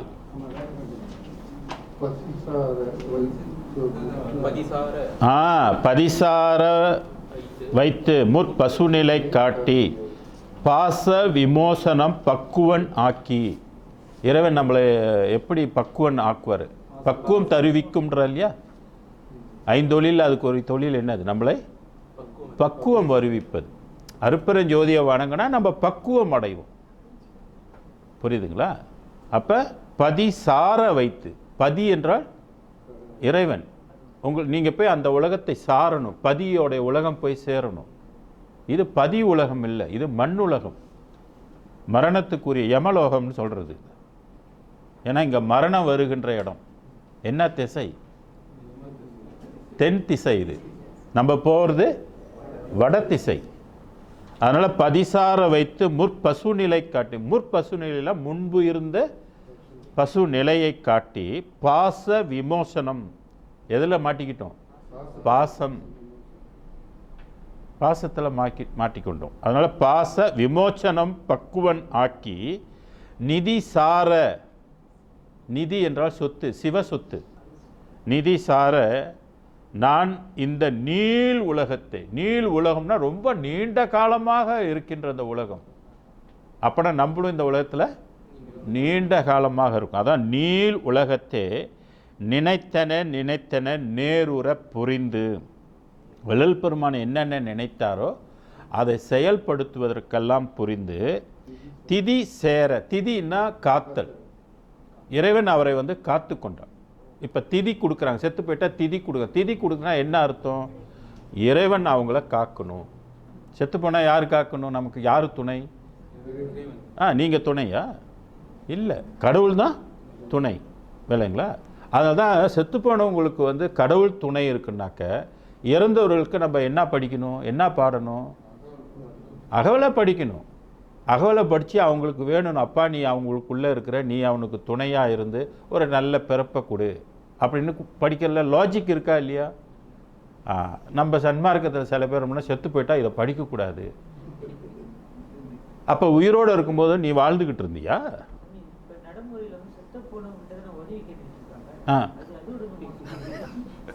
புரியுதுங்களா? இருக்கும் போதே நம்மளோட உடம்பு செத்துக்கிட்டு இருக்குது, எல்லா செல்ஸும் செத்துக்கிட்டு இருக்குது. சாகாத செல்ஸ் ஆயிருக்கிறோமா நம்ம? இல்லை. அப்போ நம்மளே படிக்கிறோம். இப்போ அருட்பெருஞ்சோதி சொல்கிறோம், அருட்பது தர்மம் செய்கிறோம், எல்லாம் எதுக்கு செய்கிறோம்? சாகாமல் இருக்கணும், அருளை பெறணும்னு செய்யணும். இப்போ உடம்பை இறந்து போயிடுச்சு, அவங்களுக்கு யார் துணை? ஒரு நல்ல பிறப்பு எடுக்குன்னா யாருக்கிட்ட நம்ம ஒப்படைக்கணும்? யாரோடைய துணையை வேண்டணும்? அருட்பெருஞ்சோதி. அப்போ நீ அருட்பெருஞ்சோதி நாமம் சொல்லி தான் ஆகணும், அருட்பெருஞ்சோதி வேதம் படித்து தான் ஆகணும். ஆமாம், செத்து போனவனே எழுப்பக்கூடிய தெய்வம் இதுவாக இருக்குது. அடுத்த ஜென்மம் பிறந்தாக்க சாவடிக்காத அவனை விட்டுரு, பிறக்க வைக்கிறதுக்கு ஒரு நல்ல பிறப்பை கொடுத்து அவனுக்கு கூட இருந்து நீ அவனுக்கு மரணமில்லா பெருவாழ்வுன்னு கொடுக்கணுன்னா யாரை கும்பிடணும்? அருட்பெருஞ்சோதி தான். அவங்களுக்கு வேண்டணும்னா யாருக்கிட்ட வேண்டணும்? அருட்பெருஞ்சோதி தான் வேண்டணும். இப்படி எல்லாத்துலேயும் நம்ம ஆள் கொண்டாந்து என்ன பண்ணிடுறான்? இதை படிக்கக்கூடாதுன்றான். அப்புறம் என்ன, சினிமா பாட்டா செத்து போனவனுக்கு நம்ம படிக்க முடியும்? குத்து பாட்டா படிக்கிறது? சொல்லுங்க. தாராளமாக படிக்கலாம். தாராளமாக படித்து அருட்பெருஞ்சோதியை அவருக்கு துணை செய்து நல்ல பிறப்பு கொடுக்கறதுக்கு நம்ம வேண்டதில் எந்த தவறும் இல்லை. இது ஓகே. திதி சேர நான் மண்ணுயிருக்கு இன்பம் செய்கின்ற சித்தி எல்லாம் தந்து சுத்த கலாந்த. பார்த்தீங்களா என்ன வருது? சுத்த கலாந்த. அப்போ இந்த வெளிக்கும் என்ன இருக்குதுன்னா கலாந்த நிலை இருக்குது. சுத்த கலாந்த அதிகார வீதியில் ஆடச் செய்தீரே, அருட்பெரும் ஜோதியன் ஆண்டவர் நீரே. அப்போ இது சுத்த கலாந்தம். அது சுத்த கலாந்தம் இல்லை. பராபர வெளிக்குரிய கலாந்தம் சுத்த கலாந்தம் இல்லை. ஏன்னா அந்த அந்த 6 அந்தத்தில் உள்ளவங்களும் எட்டி நின்று பார்க்க இயலுமா இயலாதா? இயலாது. அப்போ இந்த சுத்தன்னு ஒன்று போட்டதுனால இது நிலை வேறு. அப்போ இதுலேருந்து என்ன தெரிஞ்சுக்கணுன்னாக்க, சமரச வெளியில் எது இருக்குது? கலாந்த நிலை உள் அடங்கி இருக்குது. இது ஒரு தனி வாழ்க்கையாக இருக்குது அப்படின்பதை நம்ம புரிஞ்சுக்கணும். சுத்த கலாந்த வீதியில் ஆடச் செய்தீரே, அதனால தான் ஆய சிற்சபையில் அருட்பெரும் ஜோதி. அடுத்து பாருங்க, ஞான யோகாந்த நடத்திருவெளியனும். அதில் இன்னொரு வழி என்ன இருக்குது? யோகாந்தமும் அதுக்குள்ளே அடங்கி இருக்குது. யோகத்தின் முடிவு யோகாந்தம் அதுக்குள்ளே அடங்கி இருக்குது. இதை எங்கே நீங்கள் கண்டுபிடிப்பீங்க? 493வது பாடல். அந்த பாடலில் பாருங்க, மருந்திது மருந்திது மணி இது மந்திரம் இது. மருந்துன்னு சொல்கிறத எதை சொல்கிறாரு? அருட்பெரும் ஜோதியை தான் சொல்வார். மணின்றதும் அருட்பெரும் ஜோதியை தான் சொல்லுவார். மந்திரம் என்பதும் அருட்பெரும் ஜோதி. செய் வகை இது, செய்யக்கூடிய வகை. அருட்பெரும் ஜோதி செய்யக்கூடிய வகை, அதை பெறுகின்ற வகை. அப்புறம் துறை இது, வழி இது. எனவே இருந்து என்னுள் அறிவித்து தெல்லமுது அளித்தே, என்னையும் தன்னையும் ஏகமதாக்கி. அருள் என்ன செய்து? ஏகம். ஏகம்னா என்ன அர்த்தம்? ஒன்று. அப்போ நம்ம இப்போ பொருத்தம் இல்லாமல் இருக்கிறோம். கடவுள் வேறையாக இருக்கிறாரு, நம்ம வேறையாக இருக்கிறோம். கடவுளுடைய அருள் நம்மளை காரியப்படுத்தும் போது ஏகமாக ஆகின்றோம், ஒன்றாக. ஒன்னஸ்ன்னு சொல்கிறது. அப்போ ஒன்னஸ்னால் நம்மளே என்ன ஆயிடுறோம்? அருட்பெரும் ஜோதி ஆயிடுறோம். அருட்பெரும் ஜோதி ஆகும்போது 6 அந்தமும் வாழ்க்கையும் நமக்கு உட்பட்டு போகின்றது. அதனால் இங்கே என்ன சொல்கிறாரு? என்னையும் தன்னையும் ஏகமதாக்கி பொருந்தி. என்ன செய்யணும்? பொருந்தாமல் காரியமாகாது. பொருந்தினாதான் ஏகமம் ஆக முடியும். அதான் தான் மைக்ரோசாஃப்ட்டு இந்த சாஃப்ட்வேர் இயங்குனாதான் நம்ம ஏகமாக ஆக முடியும், அருட்பெருஞ்சோதியாக ஆக முடியும். இதை போய் வேறு அருளை நீங்கள் போய் தேடினீங்கன்னா நிச்சயமாக நீங்கள் ஏகமாக ஆக முடியாது. அருட்பெருஞ்சோதிக்கு பொருத்தமாக நீங்கள் ஆக முடியாது. அதே நேரத்தில் மரணமில்லா பெருவாழ்வும் கிடைக்காது. அப்போ பொருந்தி என்று சொல்கிறார். எங்கே பொருந்தி? எந்த இடத்துல பொருந்தணும்? புருவ மத்தியில் பொருந்தணும். பொருந்தி எல்லாம் செய் வல்ல ஒரு சித்தி புண்ணிய வாழ்க்கையில். அந்த வாழ்க்கை எப்படிப்பட்டதுன்னா புண்ணியம். இந்த வாழ்க்கை எப்படிப்பட்டது? இங்க புண்ணியம் என்ன மாதிரி புண்ணியங்க? இன்பத் துன்பம் அடுத்தே எண்ணி எண்ணி இழக்கின்றேரே ஏழை உலகிறேன்றார். ஆமாம், இங்கே கிடைக்கிற புண்ணியம் நீங்கள் என்ன மாதிரி வாழ்க்கை உங்களுக்கு கிடைக்கிது? இந்த புண்ணியத்தினால் நமக்கு இங்கே என்ன வாழ்க்கை கிடைக்கிது? இம்மை வாழ்வு கிடைக்கிது. ஒரு மனுஷனாக பிறவி எடுத்து ஏதோ செஞ்ச புண்ணியத்தில் நம்ம வாழ்க்கை பெற்றோம். அடுத்து புண்ணியம் என்னது? ஒரு நல்ல அறிவு நமக்கு இருக்குதுன்னா புண்ணியம். ஒரு நல்ல தொழில் நம்ம செய்கிறோம், கை நிறைய வருமானம் இருக்குன்னா அது ஒரு புண்ணியம், நம்ம செஞ்சுருக்கிறோம்.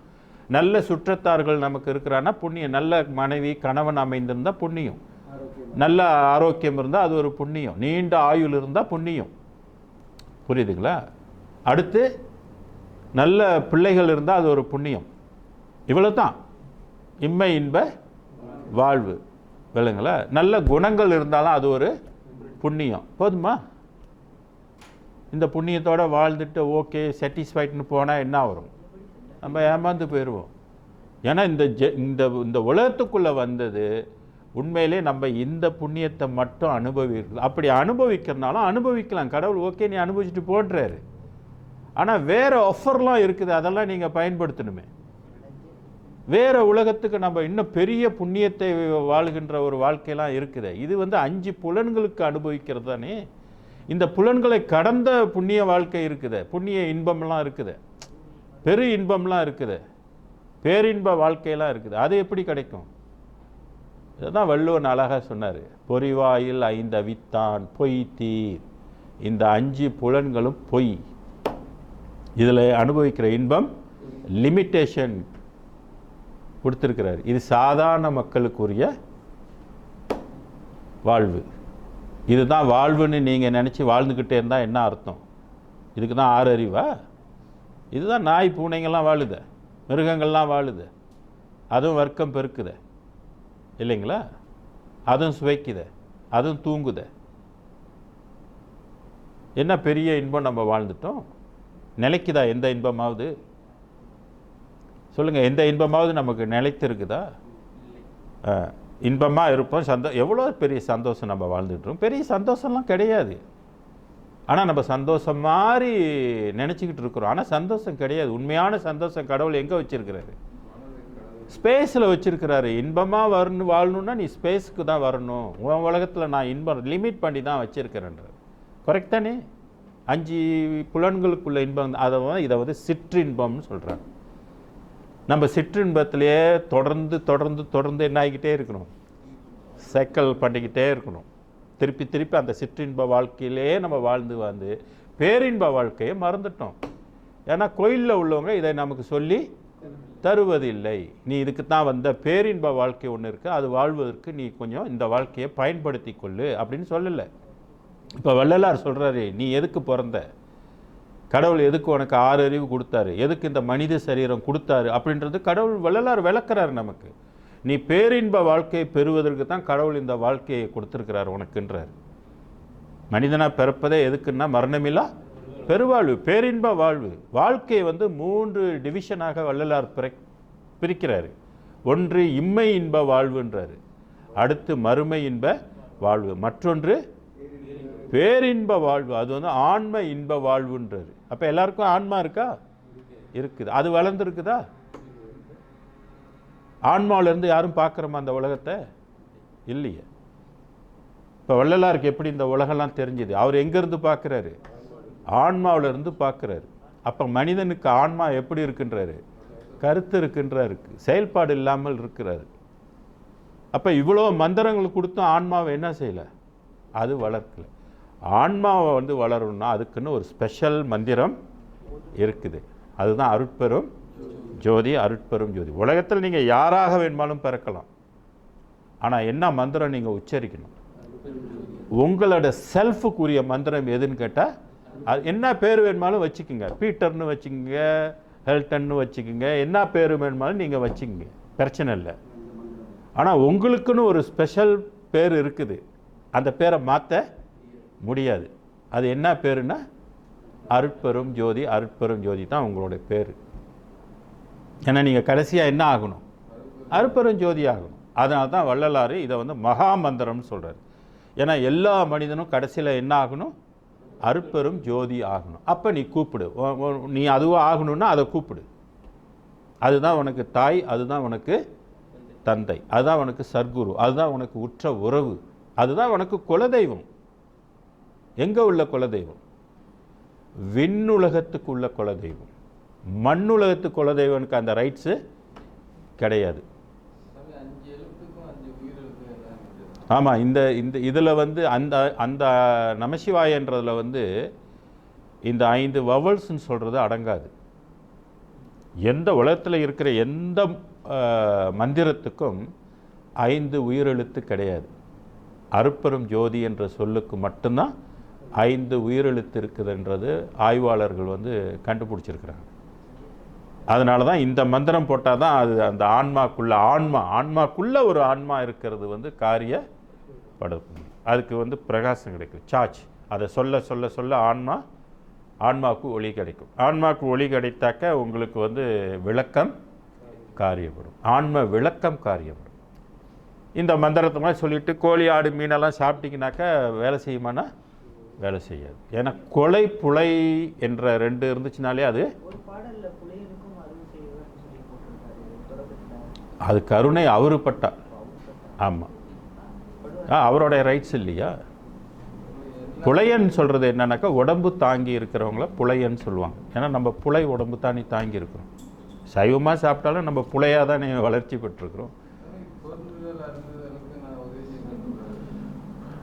அதாவது அது ஏன் பொருந்துதல் அருந்துதல் இருக்கிறவங்க ஓடி போக வேணாம் இல்லைங்களா, நீங்களும் அந்த அருளை பெறலாம், முயற்சி செய்யுங்க அப்படின்றது அதனுடைய பொருள். அது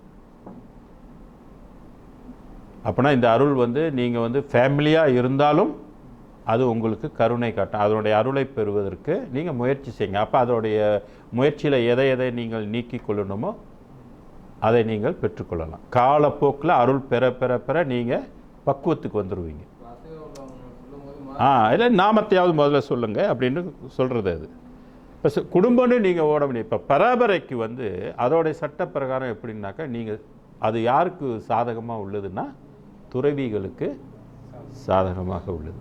இது வந்து எல்லாருக்கும் சாதகமாக உள்ளது, குடும்பத்தார்களுக்கும் சாதகமாக உள்ளது. நீங்கள் அருந்துதல் பொருந்துதல் இருந்தாலும் உங்களுக்கும் அது சாதகமாக இருக்குது. இந்த அருளை பெறுவதற்கு நீங்களும் முயற்சி பண்ணலாம் அப்படின்றது அதனுடைய பொருள். அதனால தான் அது வந்து முயற்சி செய்யறதுக்காக அதை வந்து சொல்கிறாரு. நீ முயற்சி செய்யாமல் விட்டுறாத. எந்த அளவுக்கு முயற்சி ஒன்றால் செய்ய முடியுமோ அதை நீங்கள் செய்யலாம் அப்படின்னு சொல்கிறது. ஓகே, அதனால் ஞான யோகாந்த இங்கே என்ன அடுத்து சித்தி வாழ்க்கை புண்ணிய வாழ்க்கையில் நன்னின கலந்து யோகாந்த அருந்தவ வீதியில் ஆடச் செய்தீர அருட்பெருஞ்சோதி என் ஆண்டவர் நீரே. வள்ளலாரை ஆண்டவர் யாருன்னாக்கா அருட்பெரும் ஜோதி. அப்போ இதில் யோகாந்தமும் என்ன ஆயிடுச்சுனாக்கா வசம் ஆயிடுச்சு அவருக்கு. யோகாந்த வாழ்க்கையும் அவருக்கு வந்து ஓகே. ஞான யோகாந்த நடத்திருவெளியினும் ஆணியில் சிற்றபை அருட்பெரும் ஜோதி. ஆணி இல் அப்படின்னா பயம் இல்லை, துன்பம் இல்லை. ஆணி என்பதற்கு துன்பம் என்ற ஒரு பொருள் உண்டு. துன்பம் இல்லாத ஒரு வாழ்க்கை. அடுத்து பாருங்க 38. விமல அப்படின்னா வி பிளஸ் மலை, மலம் அற்ற. மலம் அற்ற அப்படின்னு சொல்றதுக்கு விமல. அந்த வியை எடுத்துட்டீங்கன்னா மலம் உற்ற. ஆக விமல போதாந்தமாம் மெய்ப்பொருள் வெளியெனும். போதாந்தமாம் இதுக்கு எந்த பாடல்? 492வது பாடல் வந்து எடுத்துக்கொள்ளுங்க.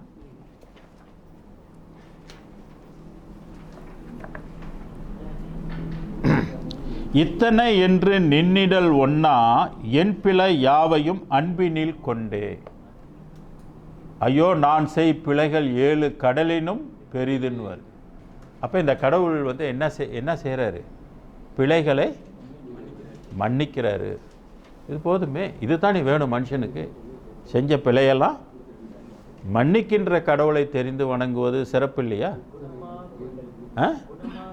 ஆமாம், பரவாயில்ல, என் பிள்ளை தானே தப்பு செஞ்சிருச்சு பரவாயில்ல அப்படின்னு எப்படி தாய் வந்து தன் பிள்ளை செஞ்ச தவறை வந்து மறைச்சிடுவாங்களோ மன்னிச்சிடுவாங்களோ, அது மாதிரி கடவுள் என்ன செய்கிறார்? நம்ம செய்த பிழைகளையெல்லாம் மன்னிக்கிறார்.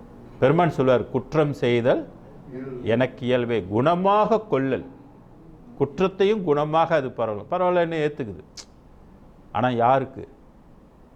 சன்மார்க்கத்தில் உள்ளவங்களுக்கு. நீங்கள் உயிர்கள் பால் ஜீவகாருண்யம் காட்ட காட்ட இறைவன் நம்ம குற்றத்தைலாம் என்ன செய்கிறாரு? மன்னிக்கிறாரு. இது சாதகமா பாதகமா? சாதகம். அப்போ பயன்படுத்தணுமா பயன்படுத்தக்கூடாதா? பயன்படுத்தி கொள்ளணும். ஏன்னா நம்மளாம் என்ன புண்ணியமாக செஞ்சுட்டு வந்திருக்கிறோம்?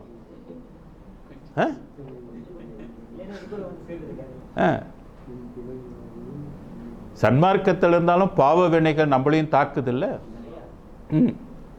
எத்தனை வாய்ப்புகளை இழந்திருக்கிறோம், புரியுதுங்களா? எத்தனை தடைகள் நமக்கும் வந்துகிட்டு இருக்குது. அப்போ பாவ வினைகளுக்கும் நம்ம உட்பட்டு இருக்கிறோம். புண்ணிய பாவங்கள் சார்ந்து தானே வந்து பிறப்பெடுக்கிறோம். அதனால் இத்தனை என்று எண்ணிடல் ஒன்னான்றார். இதை சிவவாக்கியர் அழகாக சொல்வார். 5 3 8 அனாதியான மந்திரம் நெஞ்சிலே நினைந்து கொண்டு நீர் உரு செய்யல பஞ்சமான பாதகங்கள் 100 கோடி செய்யணும். பஞ்சு போல் பறக்குமே நான்மறைகள் பண்ணுமே. நான்மறைனா வேதம். நான்மறைன்னு எதை சொல்கிறாரு? பராபர ஒளியை சொல்கிறார். ஏன்னா 4 வேதத்துக்கு அதுதான் தலைமை. அது 4 வேதத்தை கொடுக்கறது அதுதான். ஆனால் அது எந்த வேதம் கொடுக்கல? சுத்த சன்மார்க்க வேதம் அது கொடுக்கல. அதனால தான் வேத ஆகமங்களுக்கெல்லாம் இது அறியாதுன்னு சொல்லுவார். எந்த வேத ஆகமமும் இதை அறியாதுன்னு சொல்லுவார். அப்போ 100 கோடி செய்யணும். பஞ்சமா பாதகங்கள் 100 கோடி செய்யணும்னாக்க, பஞ்சமா பாதகங்கள்னா எது? கல், கொலை, களவு, காமம், பொய். 5 தான். மனுஷன் பிறந்தா இந்த 5 தான் செய்வான். இந்த 5 அவன் எத்தனையோ ஜென்மம் தொடர்ந்து செஞ்சு பல கோடி பாவங்களுக்கு அவன் ஆட்பட்டு போய் கிடப்பான். எல்லாம் ரெக்கார்ட் ஆகிருக்கும் உங்களுக்கு. இதுதான் ஒவ்வொரு ஜென்மத்திலையும் மறுபடியும் என்ன செய்யுது? ரிப்பீட் ஆகுது. நமக்கு அது ஊட்டும். யாரும் ஓடி தப்பிக்க முடியாது. அதுக்காக 9 கரகம் வச்சுருக்கார். அவரே கரகமாக இருக்கிறார். ஏன்னா நான் நேரடியாக இருந்தால் நீ என்கிட்ட வந்து கேட்டுருவே, அப்புறம் நான் வந்து மன்னிச்சு விடணும், வேறு வழி இல்லை. அதனால் நான் ஏஜென்ட்டுக்கிட்ட கொடுத்துட்றேன், ஏஜென்ட்டு பார்த்துக்குவோம். ஆமாம், 9 பேர். அதுவும் நானே 9 கரகமாக இருக்கிறேன். ஆனால் பேர் மட்டும் நான் மாற்றி வச்சிடறேன். சனி பகவான்னு வச்சிடுறேன், குரு பகவான்னு வச்சுருக்கிறேன், கேது பகவான்னு வச்சுருக்கேன், ராகு பகவான். இவங்க 2 பேரும் இன்ஸ்பெக்டர் மாதிரி, சிபிஐ மாதிரி. ஆமாம், சிபிஐ வந்து யாருன்னு கேட்டிங்கன்னா ராகும் கேதும். எஸ்கேப் பண்ண விடாது. அது இன்வெஸ்டிகேஷனில் பல செக்ஷன் இருக்குங்க. அது சிபிஐன்னு ஒரு இன்வெஸ்டிகேஷன் இருக்கு இல்லையா, ரொம்ப கடுமையாக நேர்மையாக உண்மையை அப்படியே சொல்கிறேன். அந்த மாதிரி சிபிஐ மாதிரி அருட்பெருஞ்சோதி ஆண்டவரே இந்த பக்கம் யாராக இருக்கிறாரு? ராகு கேதுவாக இருக்கிறாரு. இதுதான் நீங்கள் எந்த ஜென்மத்தில் செஞ்ச பாவத்தை நீங்கள் மிஸ் பண்ணியிருந்தாலும் இவருங்க கண்டுபிடிச்சிருவாங்க. எது எந்தெந்த இதெல்லாம் நீங்கள் இன்னும் பாவம் தீர்க்கலை என்பதை கண்டுபிடிச்சி இந்த ஜென்மத்தில் பிறக்க வச்சு இவங்க கொடுப்பாங்க. ஆமாம், அப்படி வேலை செய்கிறார். சனி பகவான்லேருந்து எல்லா பகவானும் இவர் தான். நீ எப்போ அனுபவித்து முடிக்க போகிற? அங்கே கோடி கணக்கில் கிடக்குது. நீ முடிச்சிட்டெல்லாம் கதைக்கார முடியாது. ஆமாம், அதை மட்டும் முடிச்சிட்டு நம்ம கடவுள் அடைவோம்லாம் மறந்துடுங்க. முடிக்க முடியாது, அவ்வளோ இருக்கும், ரெக்கார்டில் இருக்கும். அதனால் டிலீட் பண்ணுறதை கற்றுக்குங்க. எப்படி டிலீட் பண்ணலாம் அது மட்டும்தான். அப்போ அருட்பெருஞ்சோதி வந்துச்சுன்னா என்ன பண்ணிடும்? டிலீட் பண்ணிடும். டிலீட் பண்ணினா எல்லாம் 0. இப்போ நம்ம டிலீட் பண்ணலையா, டிலீட்க்கு ஒரு செக்ஷன் வச்சுருக்காங்க இல்லையா, அந்த மாதிரி டிலீட் பண்ணுறது எதுன்னு கேட்டிங்கன்னா அருட்பெரும் ஜோதி. அது உயிரில் பற்றி இருக்கிற எல்லா ரெக்கார்டையும் வந்து டிலீட் பண்ணிடும். ஆமாம், பொருந்துனுச்சுனாக்கா அது டிலீட் பண்ணிடும் எல்லாத்தையும். அதான் சொல்கிறாரு, நான் செய்த பிழைகள் 7 கடலை விட பெருசுன்றாரு, அனைத்தையும் டிலீட் பண்ணிருச்சுன்றாரு. புரியுதுங்களா? அப்போ நம்ம யாரை பிடிக்கணுன்றது புரிஞ்சிக்கணும் இல்லையா? டிலீட் பண்ணுற கடவுள் தான் நமக்கு பெட்டர். அது ஆக விமல போதாந்தமாக மெய்ப்பொருள் வெளியணும். இப்போ ஒரு பொருள் வந்து கரைஞ்சி போச்சுன்னா அது வந்து மெய்ப்பொருள் இல்லை. அப்போ பராபரை பொருள் வந்து என்ன ஆயிரும்? கரைஞ்சி போயிடும். அப்போ இது கரையுமானா இது கரையாது. அதனால் இதை என்னான்னு சொன்னார்? மெய்ப்பொருள். அப்போ இதுக்கு முன்பு மெய்ப்பொருள் சொல்லப்பட்டிருக்குதா அப்படின்னா எஸ், திருமந்திரத்தில் மெய்ப்பொருள் இருக்குது, சொல்லப்பட்டிருக்குது. திருக்குறளையும் மெய்ப்பொருள் என்ற 10 குறள் இருக்குது. பொருள் அல்லவற்றை பொருள் என்று உணரும் மருளானா மானா பிறப்புன்றார். ஏன் திருப்பி உனக்கு பிறப்பு வந்தன்னா, நீ பொய்ப்பொருளை தேடிக்கிட்டே வாழ்க்கையை முடிச்சுட்ட, மெய்ப்பொருளை நீ தேடலை. நீ மெய்ப்பொருளை ஆயிட்டாக்க பிறவி இல்லைன்னாரு. இப்போ அவங்க அடைந்த மெய்ப்பொருளும் உண்மை பொருள் அல்ல என்று 12 அறிவுலேருந்து வள்ளலார் பார்க்குறாரு. அதுவும் பொய்ப்பொருள்ன்றார். அதனால் நீ அந்த பொருளை ஆயிடாத. ஏன்னா அந்த அருளை நீ வசப்படுத்தினா நீ அந்த பொருளாக தான் ஆவ. இந்த அருள் காரியப்படும் போது அந்த பொருள் என்ன ஆயிரும்? கரைந்து போயிடும். அதனால தான் அவங்க சொல்கிறாங்க சித்தர்கள், நாங்கள் வந்து எங்களோட உடம்பும் உயிரும் எல்லாம் என்ன ஆயிரும்னு சொல்கிறாங்க அட்டகத்தில், கரைந்து போயிடும். நாங்கள் வந்து இன்னொரு வெளிக்குள்ளே போனோம்னு சொன்னோமா, எங்களோட உடம்பும். அப்போ இவங்க ஒரு பொருளாக இருக்கிறாங்க, ஒரு உயிராக இருக்கிறாங்க, எல்லாம் என்ன ஆயிருன்றாங்க? கரைந்து போயிருன்றாங்க. வள்ளலார் வந்து யார் சொல்கிறார்? சித்தர்கள் வந்து சொன்னதே வள்ளலார் நமக்கு கொடுக்குறாரு. அத்தகை உணர்ந்தோ நீங்கள் அதான் சொல்கிறேனே, அந்த கவியை எப்படி பார்க்கறது அப்படின்றது பொருள் எடுக்கணும். அது பொருள் எடுக்க தெரிலனாக்க அத்தகை உணர்ந்தோர் வலுத்த நின்றோங்கும் அருட்பெரும் ஜோதி என் அரசுன்னு தன்னுடைய அரசாக விளங்குகின்ற அருட்பெரும் ஜோதியை சொல்கிறாரு. யாராருக்கெல்லாம் தெரியாதது, அதனால தான் பொருளியல் அறிந்திலம் எனவே அத்தகை உணர்ந்தோர்ன்றார். இந்த அத்தகை உணர்ந்தோர் என்பது யாரை குறிக்கும்? பரம்பரையில் உள்ளவங்களை வந்து குறிக்கும் அது. ஆக விமல போந்தாதமா மெய்ப்பொருள் வெளியினும். அப்போ உண்மையான மெய்ப்பொருள் எங்கே இருக்குதுன்னா, இது வந்து பொருள் என்ற அடிப்படையில் நம்ம வந்து இந்த பாடலுக்குள்ளே 6ஆம் திருமுறைக்குள்ளே போனால் எவ்வளோ பாடல்கள் எடுக்கலாம். பொருளை பற்றியே நம்ம தெரியுது. அதான் பொருளறியார் தம்மை அறியார். உன்னை அறிய மாட்டேன், என்னையும் அறிய மாட்டேன். ஏன்னா எவ்வளோத்து நீ வர முடியாது, அதனால் என்னை நீ பார்க்கவும் முடியாது, என்னை நீ அறிந்து கொள்ளவும் முடியாது. ஏன்னா நீ பொய்ப்பொருளாக இருக்கிற. தத்துவம் எல்லாமே பொய்ப்பொருளாக இருக்குது. ஆக மலமற்ற போதாந்தம் என்பது தெரியுது. அப்போ இங்கே என்ன சொல்கிறாரு? இத்தனை என்று எண்ணிடல் ஒன்னா என் பிழை யாவையும் அன்பினில் கொண்டே சத்தியமாம் சிவ சித்திய என்பால் தந்து என்னை யாவரும் வந்தனை செய்யவே. வள்ளலாரை எல்லாரும் வந்தனை. வந்தனைன்னா என்ன? வணங்குவது. அப்போ வள்ளலார் வந்து வணக்கத்துக்குரியவரா இல்லையா? வழிபாட்டுக்குரியவரா இல்லையா? ஆட்டோமேட்டிக்காக கடவுள் அவரை வழிபாட்டுக்குரியவராக ஆக்கியிருக்கிறார். இதில் சில பேர் என்ன சொல்லுவாங்க, வள்ளலாரை கும்பிடக்கூடாது, அருப்பெருஞ்சோதியை கும்பிட்டா மட்டும் போதுன்னுவாங்க. நானே ஆய்வு பண்ணியிருக்கிறேன், வள்ளலாரை வணங்கலாமா வணங்கக்கூடாதா அப்படின்னு. அதுக்கு பாடல் இருக்குதே, வணங்கலான்னு சொல்கிறதுக்கு பாடல் இருக்குதே. ஆமாம், இப்போ ரொம்ப வேணாங்க. ஒரு இடத்துல தேகாதி உலகமெல்லாம் செய்ய பணித்த தெய்வம். வள்ளலாருக்கு என்ன வேலை கொடுத்துருக்குது? உடம்பு செஞ்சு கொடுக்கறதுக்குரிய வாய்ப்பை வந்து அவருக்கு கொடுத்துருக்குது. அப்போ நீ வணங்கலாமா வணங்கக்கூடாதா? உனக்கு ஒளி உடம்பு செஞ்சு கொடுக்கறதுக்கு உள்ள வேலையை அது கொடுத்துருக்கும் போது நீ அவர்கிட்ட வேண்டலாமா வேண்டக்கூடாதா? ஐயா எனக்கும் செஞ்சு கொடுங்கன்னு. ரெண்டும் ஒன்று தானே. அருப்பெருஞ்சோதி வேற, இவர் வேறையா?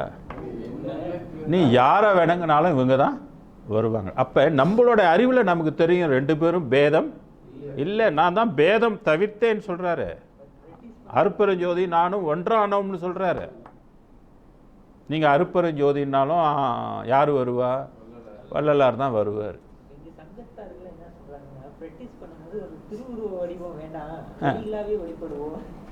அது பக்குவம் வந்துட்டாக்க உங்களுக்கு அது வந்துடும். பக்குவ இயலுக்கு வேற இல்லையா? புரியுதுங்களா? இப்போ ஒன்றுமே தெரியாதவங்க அவங்களோட போய் வெளியின்னா என்ன எப்படி இருக்கும்? அதனால தானே நமக்கு சிலைகளை வச்சாங்க. புரியுதுங்களா? ஏன் சிலைகளை வச்சாங்கனாக்கா, இந்த உருவத்தில் சொன்னால் உனக்கு கொஞ்சம் மனசு பிடிச்சிக்கும். அதுக்கப்புறம் நீ வேதம் படிச்சிருக்கணும் இல்லையா? வேதம் படிக்கும்போது கடவுளை எப்படி காட்டுது? ஒளியாக, வெளியாக, நடமாக, அறிவாக காட்டுது. அதனால தான் திருக்குறளில் திருவள்ளுவர் மட்டும் ஏன் கடவுளை உருவமாக சொல்ல தெரியாது அவருக்கு? அவர் எப்படி சொல்கிறாரு கடவுளை? உலகமாக சொல்கிறாரு, பற்றற்றவன்னு சொல்கிறாரு, திருவடின்னு சொல்கிறாரு. புரியுதுங்களா? அங்கே எங்கேயாவது உருவத்தில் சொல்லியிருக்கிறாரு அவர்? உருவத்தில் சொல்லலையே. அப்போ அது எந்த மாதிரி மக்களுக்கு? அது இல்லை, கோயில் வழிபாடு, உருவ வழிபாடெலாம் சாதாரண மக்களுக்கு. நீங்கள் வந்து அட்வான்ஸ் லெவலில் போகும்போது உங்களுக்கு எப்படி போயிடலாம்? உருவம் கடந்து போயிடும்.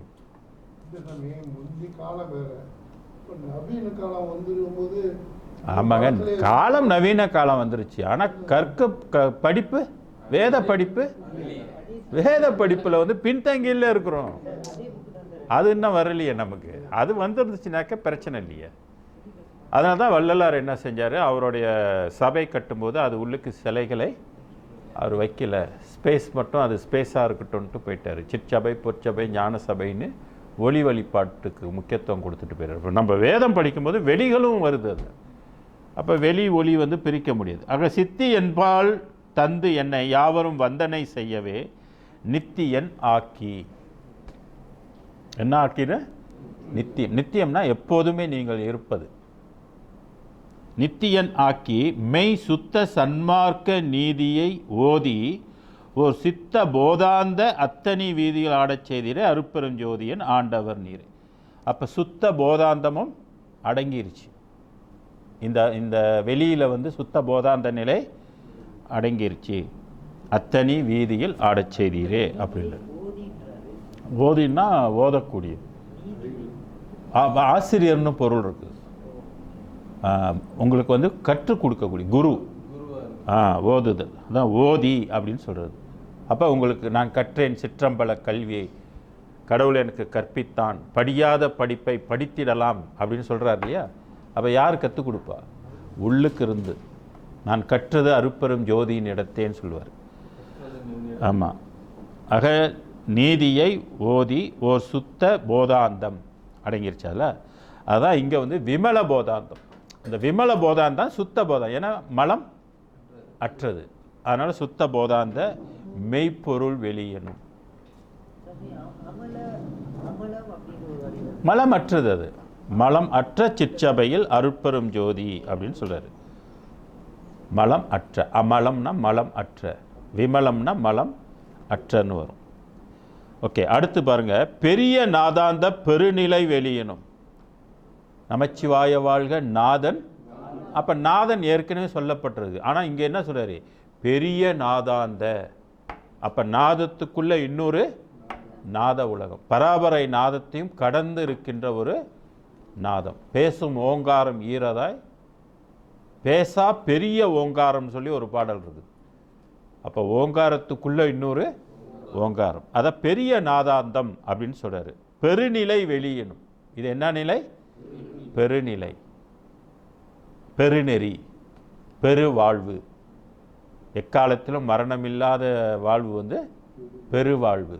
அப்போ நெறியும் பெருநெறி. பெருநெறி சென்ற பேருக்கு கிடைப்பது, மற்றதெல்லாம் சிறுநெறி. சிறுநெறிக்கு போனவங்களுக்கு இது கிடைக்குமானா கிடைக்காது. ஆக பெரிய நாதாந்த பெருநிலை வெளியனும் அரிய சிற்றம்பலம். இந்த சிற்றம்பலம் வந்து அரியது, மற்றவங்களுக்கு கிட்டாதது. இந்த மாதிரி முதல்ல என்ன படித்தோம்? கரைந்திடா சிற்றம்பலத்தே, இங்கே அரிய சிற்றம்பலம். அப்போ சொல் ஒன்று, இடம் வேறு. இதுதான் நிறைய நம்ம சன்மார்க்கத்தில் எப்படி மாட்டிக்கொள்கிறாங்கனாக்க, சித்தாந்தம்னே உடனே இவங்க சிந்தைக்கு என்ன வந்துடுது? ஏற்கனவே சொல்லப்பட்டது, ஏற்கனவே சைவ சமயத்தில் சித்தாந்தம் இருக்குது, வள்ளலாரும் அதைத்தான் சொல்லிக்கிட்டு இருக்கிறாரு அப்படின்னு சொல்கிறாங்க. நம்ம என்ன யோசிக்கணும்னா, கரைஞ்சி போகுதுன்னு சொல்கிறார் இல்லையா? சிவம் கரைஞ்சி போகுது, திருச்சிற்றம்பலம் கரைஞ்சி போகுது, நடம் கரைஞ்சி போகுது, பொருள் கரைஞ்சி போகுது. அப்படின்னா கரையாதது ஒன்று இருக்குது. அதனால் அரிய சிற்றம்பலம் அப்படின்னு இதை பிரித்து காட்டினார். இது வந்து 19ஆம் நூற்றாண்டில் மட்டும்தான் இந்த திருச்சிற்றம்பலத்தை பற்றி தெரிந்து கொள்வதற்கு ஒரு வாய்ப்பு ஏற்படும். இதுக்கு முன்பு யாரும் இந்த அம்பலத்தை யாரும் சொல்லலை, யாரும் இதை பற்றி பேசவே இல்லை. அதுதான் பெரிய நாதாந்தம். இது எங்கே இருக்குது? 491வது பாடல். தத்துவமெல்லாம் என் வசம் ஆக்கி சாகாத வரத்தையும் தந்து என்னை தேற்றி ஒத்து வந்து உள்ளே கலந்து கொண்டு எல்லா உலகமும் போற்ற உயர்நிலை ஏற்றி சித்தி எல்லாம் செய்வித்து சத்தும் சித்தும் வெளிப்பட சுத்த நாதாந்த அத்திரு வீதியில் ஆடச் செய்தீரே அருட்பெரும் ஜோதி என் ஆண்டவர் நீரே. என்ன நாதாந்தம்? சுத்த நாதாந்தம். இங்கே என்ன சொல்கிறாரு? பெரிய நாதாந்தம். அப்போ இதெல்லாம் நாதாந்தம் என்பது இந்த வெளிகளுக்கும் இருக்குது.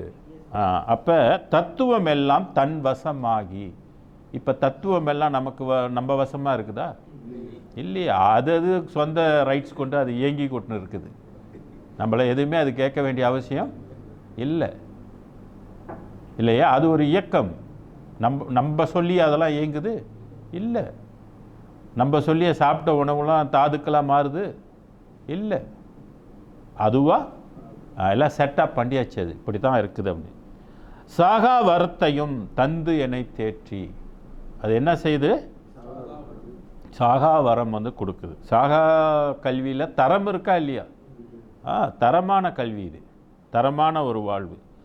ஒத்து வந்து உள்ளே வந்து என்ன செய்யணும்? ஒத்து வரணும். ஒத்து வந்தால் உய்வோம். கடவுள் ஒத்து வரலன்னா அவருடைய விருப்பம் இல்லையா? நான் ஒத்து வர்றதும் வராதும் என்ன பொறுத்தது. வள்ளலாருக்கு ஒத்து வந்தார், உள்ளுக்கு பூந்தார், அவரை வந்து அவருடைய பிள்ளையாக்கிட்டார். இப்போ நமக்கு ஒத்து வந்தாரா? வரணும். அதனால தான் நம்ம அவரை பின்பற்றணும். நீயே எனக்கு ஒத்து வரணும். ஒத்து வரணும்னா அவர் சில ரிஸ்ட்ரிக்ஷன்லாம் வகுத்து வச்சுருக்கிறாரு. நம்ம அவருக்கு ஒத்து போகணும். அவர் வழியில் நம்ம ஒத்து போனால் அவர் நமக்கு ஒத்து வருவார். நீ அவர் சொன்னதை விட்டுவிட்டு வேறு இதெல்லாம் நீ பண்ணிக்கிட்டு இருந்தால் அவர் ஒத்து வருவாரா? போடோன்ட்டு போயிடுவார். நீ எல்லாம் ஒன்று அப்படின்னு பேசிகிட்டு இருந்தால் அவர் ஒத்து வருவாரா? என்ன நீ இன்னும் தெரிஞ்சு கொள்ளலை, என்ன நீ தெரிஞ்சு கொள்ளலைன்னா நான் உன்னை உய்யணுன்றது அவசியம் எனக்கு கிடையாது. அறிந்தாரை அறிந்தானை, நீ அவரை அறிந்து கொள்ளணும். என்னன்னு அறிந்து கொள்ளணும்? எல்லாம் ஒன்று அப்படின்னு அறிந்து கொள்ளணுமா? அப்படி சொல்லியிருக்கிறாரு. நான் தனி வெளி, நான் தனி அருள், எல்லாமே தனி தனி தனின்னு சொல்கிறாரு. நமக்கு மண்டைக்கு ஏறணுமா ஏறக்கூடாதா? தனி பெருங்கருணைன்னு சொல்கிறார் இல்லையா? கரைஞ்சி போகுன்னு சொல்கிறாருயா? அப்போ கூட நமக்கு என்னடா கரைஞ்சி போகுது மற்றெல்லாம் அப்படின்ட்டு நமக்கு ஒரு வியப்பு வர வேணாமா? சிந்தை தெளிவு வர வேணாமா? ஏன் வரல? அப்போ கடவுள்கிட்ட நம்ம பணிந்து கேட்கணும், எனக்கு விளங்கலை, உன் வேதம் எனக்கு விளங்கலை, நீ தயவுசெய்து எனக்கு கொஞ்சம் அறிவை கொடு. நீ கேட்கணும், அறிவை கொடுன்னு சொல்லி கேட்கணும். வள்ளலாரே சொல்கிறார், அவனுங்களுக்கெல்லாம் கொஞ்சம் அறிவை கொடுன்றார். அப்போ தான் உன்னை தெரிஞ்சுக்குவானுங்க அப்படின்னு இவர் நமக்கு சிவாஸ் பண்ணுறாரு கடவுள்கிட்ட. அப்போ நம்மளும் உன் வேதம் படிக்கிறோம், நீ 12 அறிவுலேருந்து எழுதுகிற, நானும் 6 அறிவுலேருந்து படிக்கிறேன். ஏற்கனவே சைவ சித்தாந்தத்தில் ஊறி போயிட்டேன். இப்போ ஒன்றோட படிக்கும்போது பார்த்தா எல்லாம் ஒரே மாதிரி சைவ சித்தாந்தம் மாதிரியே இருக்குது. நீ சுத்த சித்தாந்தன்ற, பெரிய நாதாந்தன்ற, வேதான்றத எனக்கு ஒன்றுமே விளங்கலை, கொஞ்சம் எனக்கு ஹெல்ப் பண்ணுறியான்னு சொல்லி நீங்கள் அந்த மாதிரி பணிந்து போனீங்கன்னா உங்களுக்குள்ள அது விளக்கும். அக விளக்கம் நமக்கு காரியப்படும், இல்லைன்னா அக விளக்கம் காரியப்படாது. ஆக பெரிய நாதாந்த பெருநிலை வெளி, இந்த பெருநிலை வெளி 19ஆம் நூற்றாண்டில் தான் வெளிப்படுது. அதனால தான் வள்ளலாரை ஆட்கொண்டு இந்த உலகத்தை நமக்கு அது காட்டி கொடுக்குது. பெரிய நாதாந்த பெருநிலை வெளியினும் அரிய சிற்றம்பலம். நான் அடுத்து சுத்த வேதாந்த 489வது பாடல். 6 அந்தத்தை முடிச்சுக்குவோம் நீங்கள். சுத்த வேதாந்த துரிய மேல் வெளியணும். நீங்கள் உங்களுக்கு தெரியும், இதுக்கு முன்பு எந்தெந்த துரியம் கிடைச்சிருக்குது. திருமந்திரம் படிச்சிங்கன்னா உங்களுக்கு தெரியும்.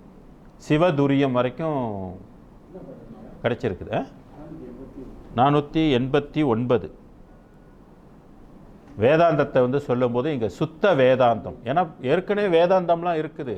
வேதாந்தத்தினுடைய எல்லை பராபரை தான், சித்தாந்தத்தினுடைய எல்லையும் பராபரை தான்.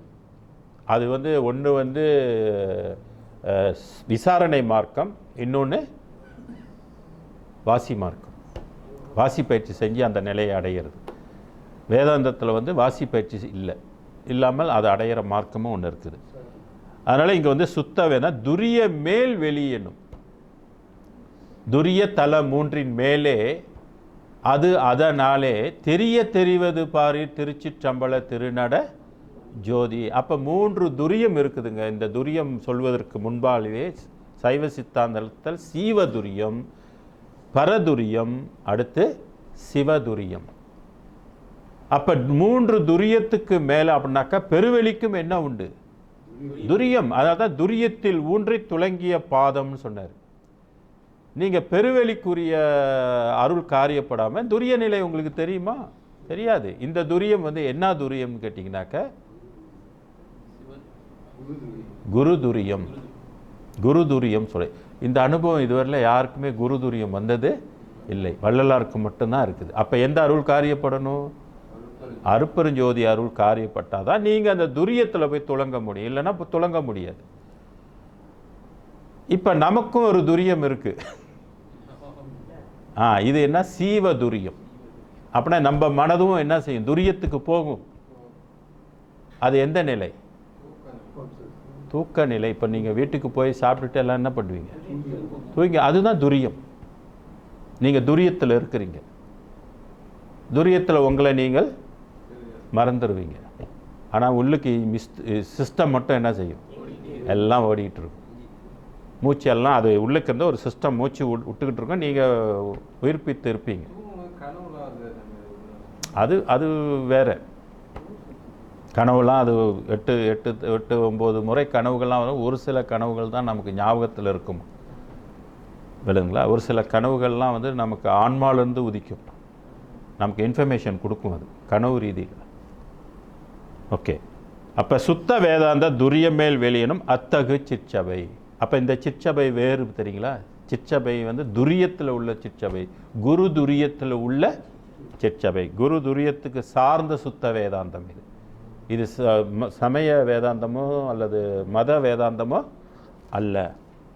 ஓகே, 489வது பாடல் பாருங்க. சிற்சபை என்னும் சிற்சபை இன்ப திருநடம் காட்டி. 489.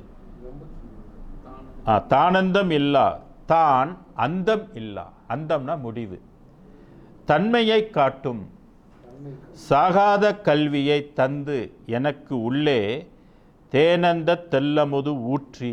உள்ளுக்கே என்ன செய்யும்? அமுதம் ஊறும் சொல்றாரு. தான் அந்தமில்லா தன்மையை காட்டும் சாகாத கல்வியை. அப்ப எந்த வெளிக்குரிய கல்வி இது? பராபரைக்குள்ளதும் சாகாத கல்விதான், பெருவெளிக்குள்ளதும் சாகாத கல்விதான். தரத்தால் மேன்மைப்பட்டது. குவாலிட்டி வந்து வேற, லைஃப் ஆஃப் குவாலிட்டி வேறுபடுது. ஆக தேன் அந்த தெல்லமுது ஊற்றி பெருக்கி தித்தித்து சித்தம் சிவமயமாக்கி வானந்தம் ஆதியும் கண்டு கொண்டு அழியா வாழ்க்கையில் இன்புற சுத்த வேதாந்த ஆனந்த வீதியில் ஆடச் செய்தீர அருட்பெரும் ஜோதியின் ஆண்டவர் நீரே. அப்போ இது என்ன அந்தம்? சுத்த வேதாந்தம். ஓகே, அடுத்து சுத்த சித்தாந்த சுக பெருவெளியனும் அத்தனி சிற்சபை அருட்பெருஞ்சோ. அத்தனி சிற்சபை, தனி சிற்சபைன்னு அது இடத்துலையும் சொல்கிறார். இது எந்த பாடல்? 490 பாருங்க. சிற்சபை இன்பம் திருநடம் காட்டி. சிற்சபையில் என்ன உண்டு? நடம் இருக்குது. மைக்ரோசாஃப்ட் அங்கே இருக்குதுன்னு சொல்கிறாரு. காட்டி வள்ளலாருக்கு அந்த மைக்ரோசாஃப்டை வந்து காட்டுனுச்சான். இப்போ நமக்கு ஒரு ஹெட்ஃபோன் இருக்குது. இப்போ நம்ம பிள்ளை கேட்குது, எப்படிப்பா இது வேலை செய்யுது, எப்படிப்பா இது செய்தி அனுப்புது அப்படின்னா அப்பா எப்படி விளக்க முடியும்? அப்பாவுக்கு தெரியுமா விளக்க? தெரியாது. அதே நேரத்தில் இந்த ஸ்க்ரூலெல்லாம் கழட்டி விட்டுட்டு அந்த உள்ளுக்கு இருக்கிற போர்டை எடுத்து காட்டுனா இதை இப்படி தான் வேலை செய்யுது அப்படின்னா இது என்னப்பா எல்லாம் இது மாதிரி என்னமோ ஒன்றுமே தெரியலையே அதில். அப்போ இதனுடைய சிஸ்டம் யாருக்கு தெரியும்? அதை படித்தவங்களுக்கு தெரியும். அது ஒரு இன்ஜினியரிங் மூளை வேணும் அது தெரிஞ்சுக்கிறதுக்கு. சும்மா எடுத்துக்காட்டினா பார்த்தா எப்படி இருக்கும்? எல்லாம் ஒரு ஜஸ்ட் பட்டை தான் இருக்கும். அந்த பட்டைக்குள்ளே என்ன இருக்கும்? எல்லாம் சிப்ஸ் இருக்கும். என்னமோ ஒரு மாதிரி இந்த அலுமினியத்தை வந்து உருக்கி ஊற்றுனா எப்படி இருக்கும் அந்த மாதிரி எல்லாம் இருக்கும், அவ்வளோதான் இருக்கும். ஆனால் இது எப்படி இந்த வேலையெல்லாம் செய்யுதுன்றது சாதாரண மக்களுக்கு ஒரு வியப்பாக இருக்கும். இப்போ அதை பற்றி விளக்கணுன்னா யார் விளக்க முடியும்? அதை ஒரு ஆள் செய்கிறாங்களே, செய்கிறவனுக்கு மூளை இருக்கு இல்லையா? அது மாதிரி வள்ளலாருக்கு வந்து அந்த இறைவன் காட்டினாராம், இதை நான் எப்படி ஆப்ரேட் பண்ணுறேன், இந்த வாழ்க்கையை நான் எப்படி அமைச்சு வச்சுருக்கிறேன் அப்படின்னு அந்த சாஃப்ட்வேரை அவருக்கு காட்டியதும். இப்போ நமக்கு தெரியுமா எப்படி நம்ம வந்து இந்த உடம்பு எடுக்கிறோம், எப்படி செல்ஸு, பல வகையான செல்ஸு எப்படி உருவாகுதுன்னு யாருக்காவது தெரியுமா? யாருக்காவது காட்டி இருக்குதா இது தான் இப்படித்தான்னு? எந்த டாக்டருக்காவது தெரியுமா? எந்த விஞ்ஞானிகாலும் இதுக்குள்ளே புகுந்து பார்த்துருக்குறாங்களா இப்படி தான் இயக்குதுன்னு சொல்ல முடியுமா யாராவது? யாருக்குமே இது காட்டலை. வள்ளலாருக்கு மட்டும் இது சிற்சபை நடபம் காட்டி அப்படின்னு சொல்கிறாரு. ஓகே, அடுத்து என்ன சொல்கிறாரு? காட்டி தெல்லமுது ஊட்டி. அமுதத்தையும் கூட அது என்ன செய்யுது? அதுவா ஊட்டி வளர்க்குது. ஊட்டி என் சிந்தையை தேற்றி, சிந்தைனா எண்ணத்தை எல்லாம் தேற்றி பொற்சபை தன்னில் பொருந்தி, பொற்சபையும் பொருந்தி எல்லாம் செய் பூரண சித்தி மெய் போகமும் தந்து. மெய் போகம்னா மெய் இன்பம். தற்பரமாம் ஒரு சதானந்த நாட்டில், சதா ஆனந்த நாட்டில் சதானந்தம் சத்திய நாக்கி சுத்த சித்தாந்த அற்புத வீதியில் ஆடச் செய்தீரே அருட்பெரும் ஜோதியன் ஆண்டவர் நீரே. அப்போ மொத்தம் எத்தனை அந்தம் அடங்கிருச்சு? 6 அந்தமும் அடங்கிருச்சு. ஆனால் இதை வந்து நீங்கள் இந்த 2, 4, 7, 3 போய் பாருங்களேன்.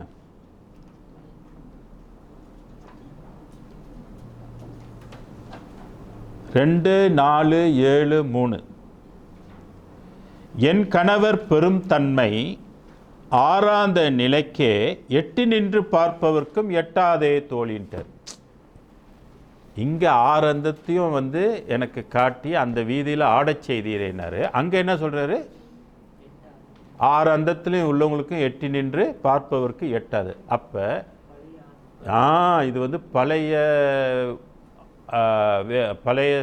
பழைய வெளிகள் சொல்லக்கூடிய அந்த பராபர வெளியிலும் 6 அந்தம் இருக்குது, உள்ளடங்கி இருக்குது அதில்.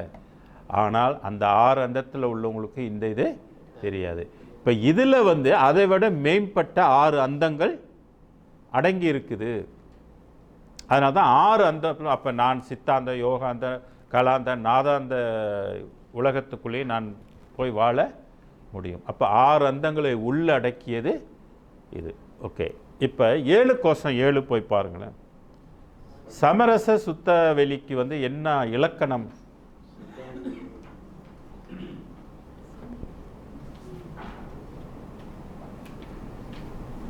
ஏழு கோஷம் 7. சார்களாந்த ஆதி சடாந்தமும் கலந்த சமரச சத்திய வெளியே. போதும், அது 2 போதும். சமரச சத்திய வெளியில் என்ன கலந்துருக்குது? சார் கலாந்த தாதி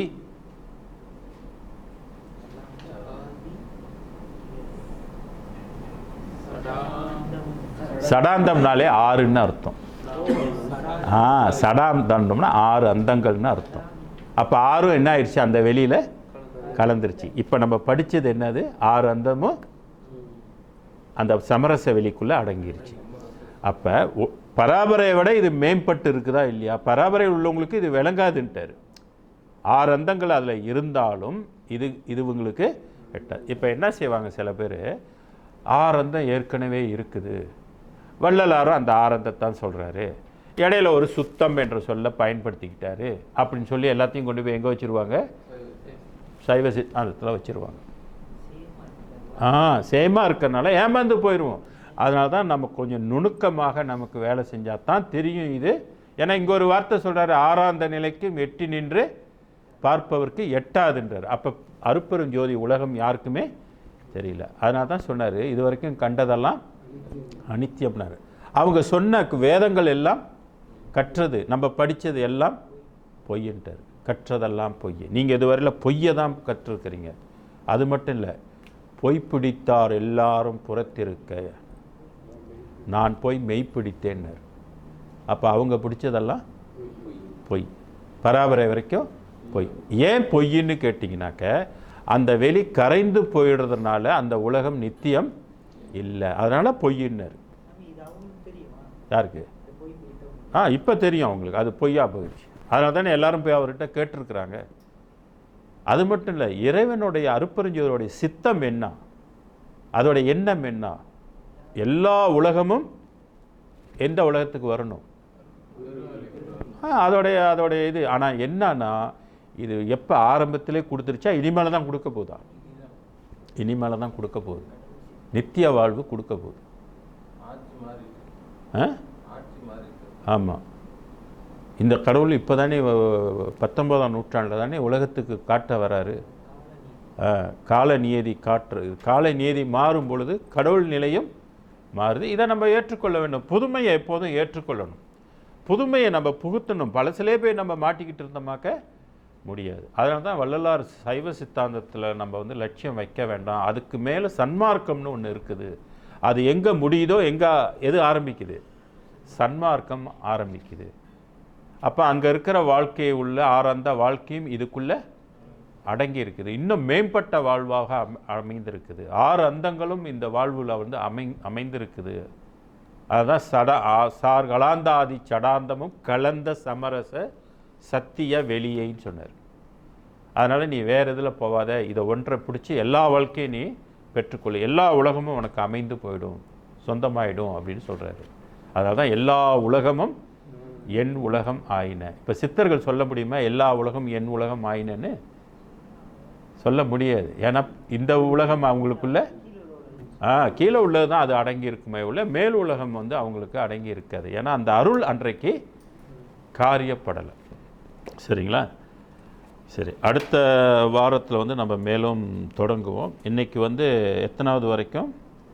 42 வரைக்கும் 44 வரைக்கும் நம்ம படிச்சிருக்கிறோம். சுத்த சித்தாந்த சுகப்பெரு வெளியனும் அத்தனி சிற்சபை அருட்பெரும் ஜோதி. ஸோ இந்த பாடல்கள் எல்லாம் வந்து தனி வெளியை தான் வள்ளல் பெருமான் சுட்டி காட்டுறார்.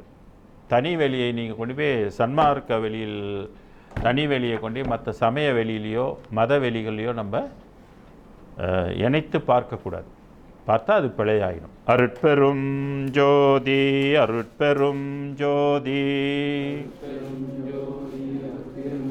தனிப்பெரும் கருணை அருட்பெரும் ஜோதி திருவருட்பிரகாச வள்ளலார் தெய்வ திருவடிகளே சரணம். சர்க்குருநாதா சர்க்குருநாதா சன்மார்க்க சங்கம் தலைக்க அருள்தாதா கொல்லா நெறியே குவளையமெல்லாம் ஓங்குக எல்லா உயிர்களும் இன்புற்று வாழ்க வள்ளல் மலரடி வாழ்க வாழ்க. அருட்பெரும் ஜோதி அருட்பெரும் ஜோதி தனிப்பெரும் கருணை அருட்பெரும் ஜோதி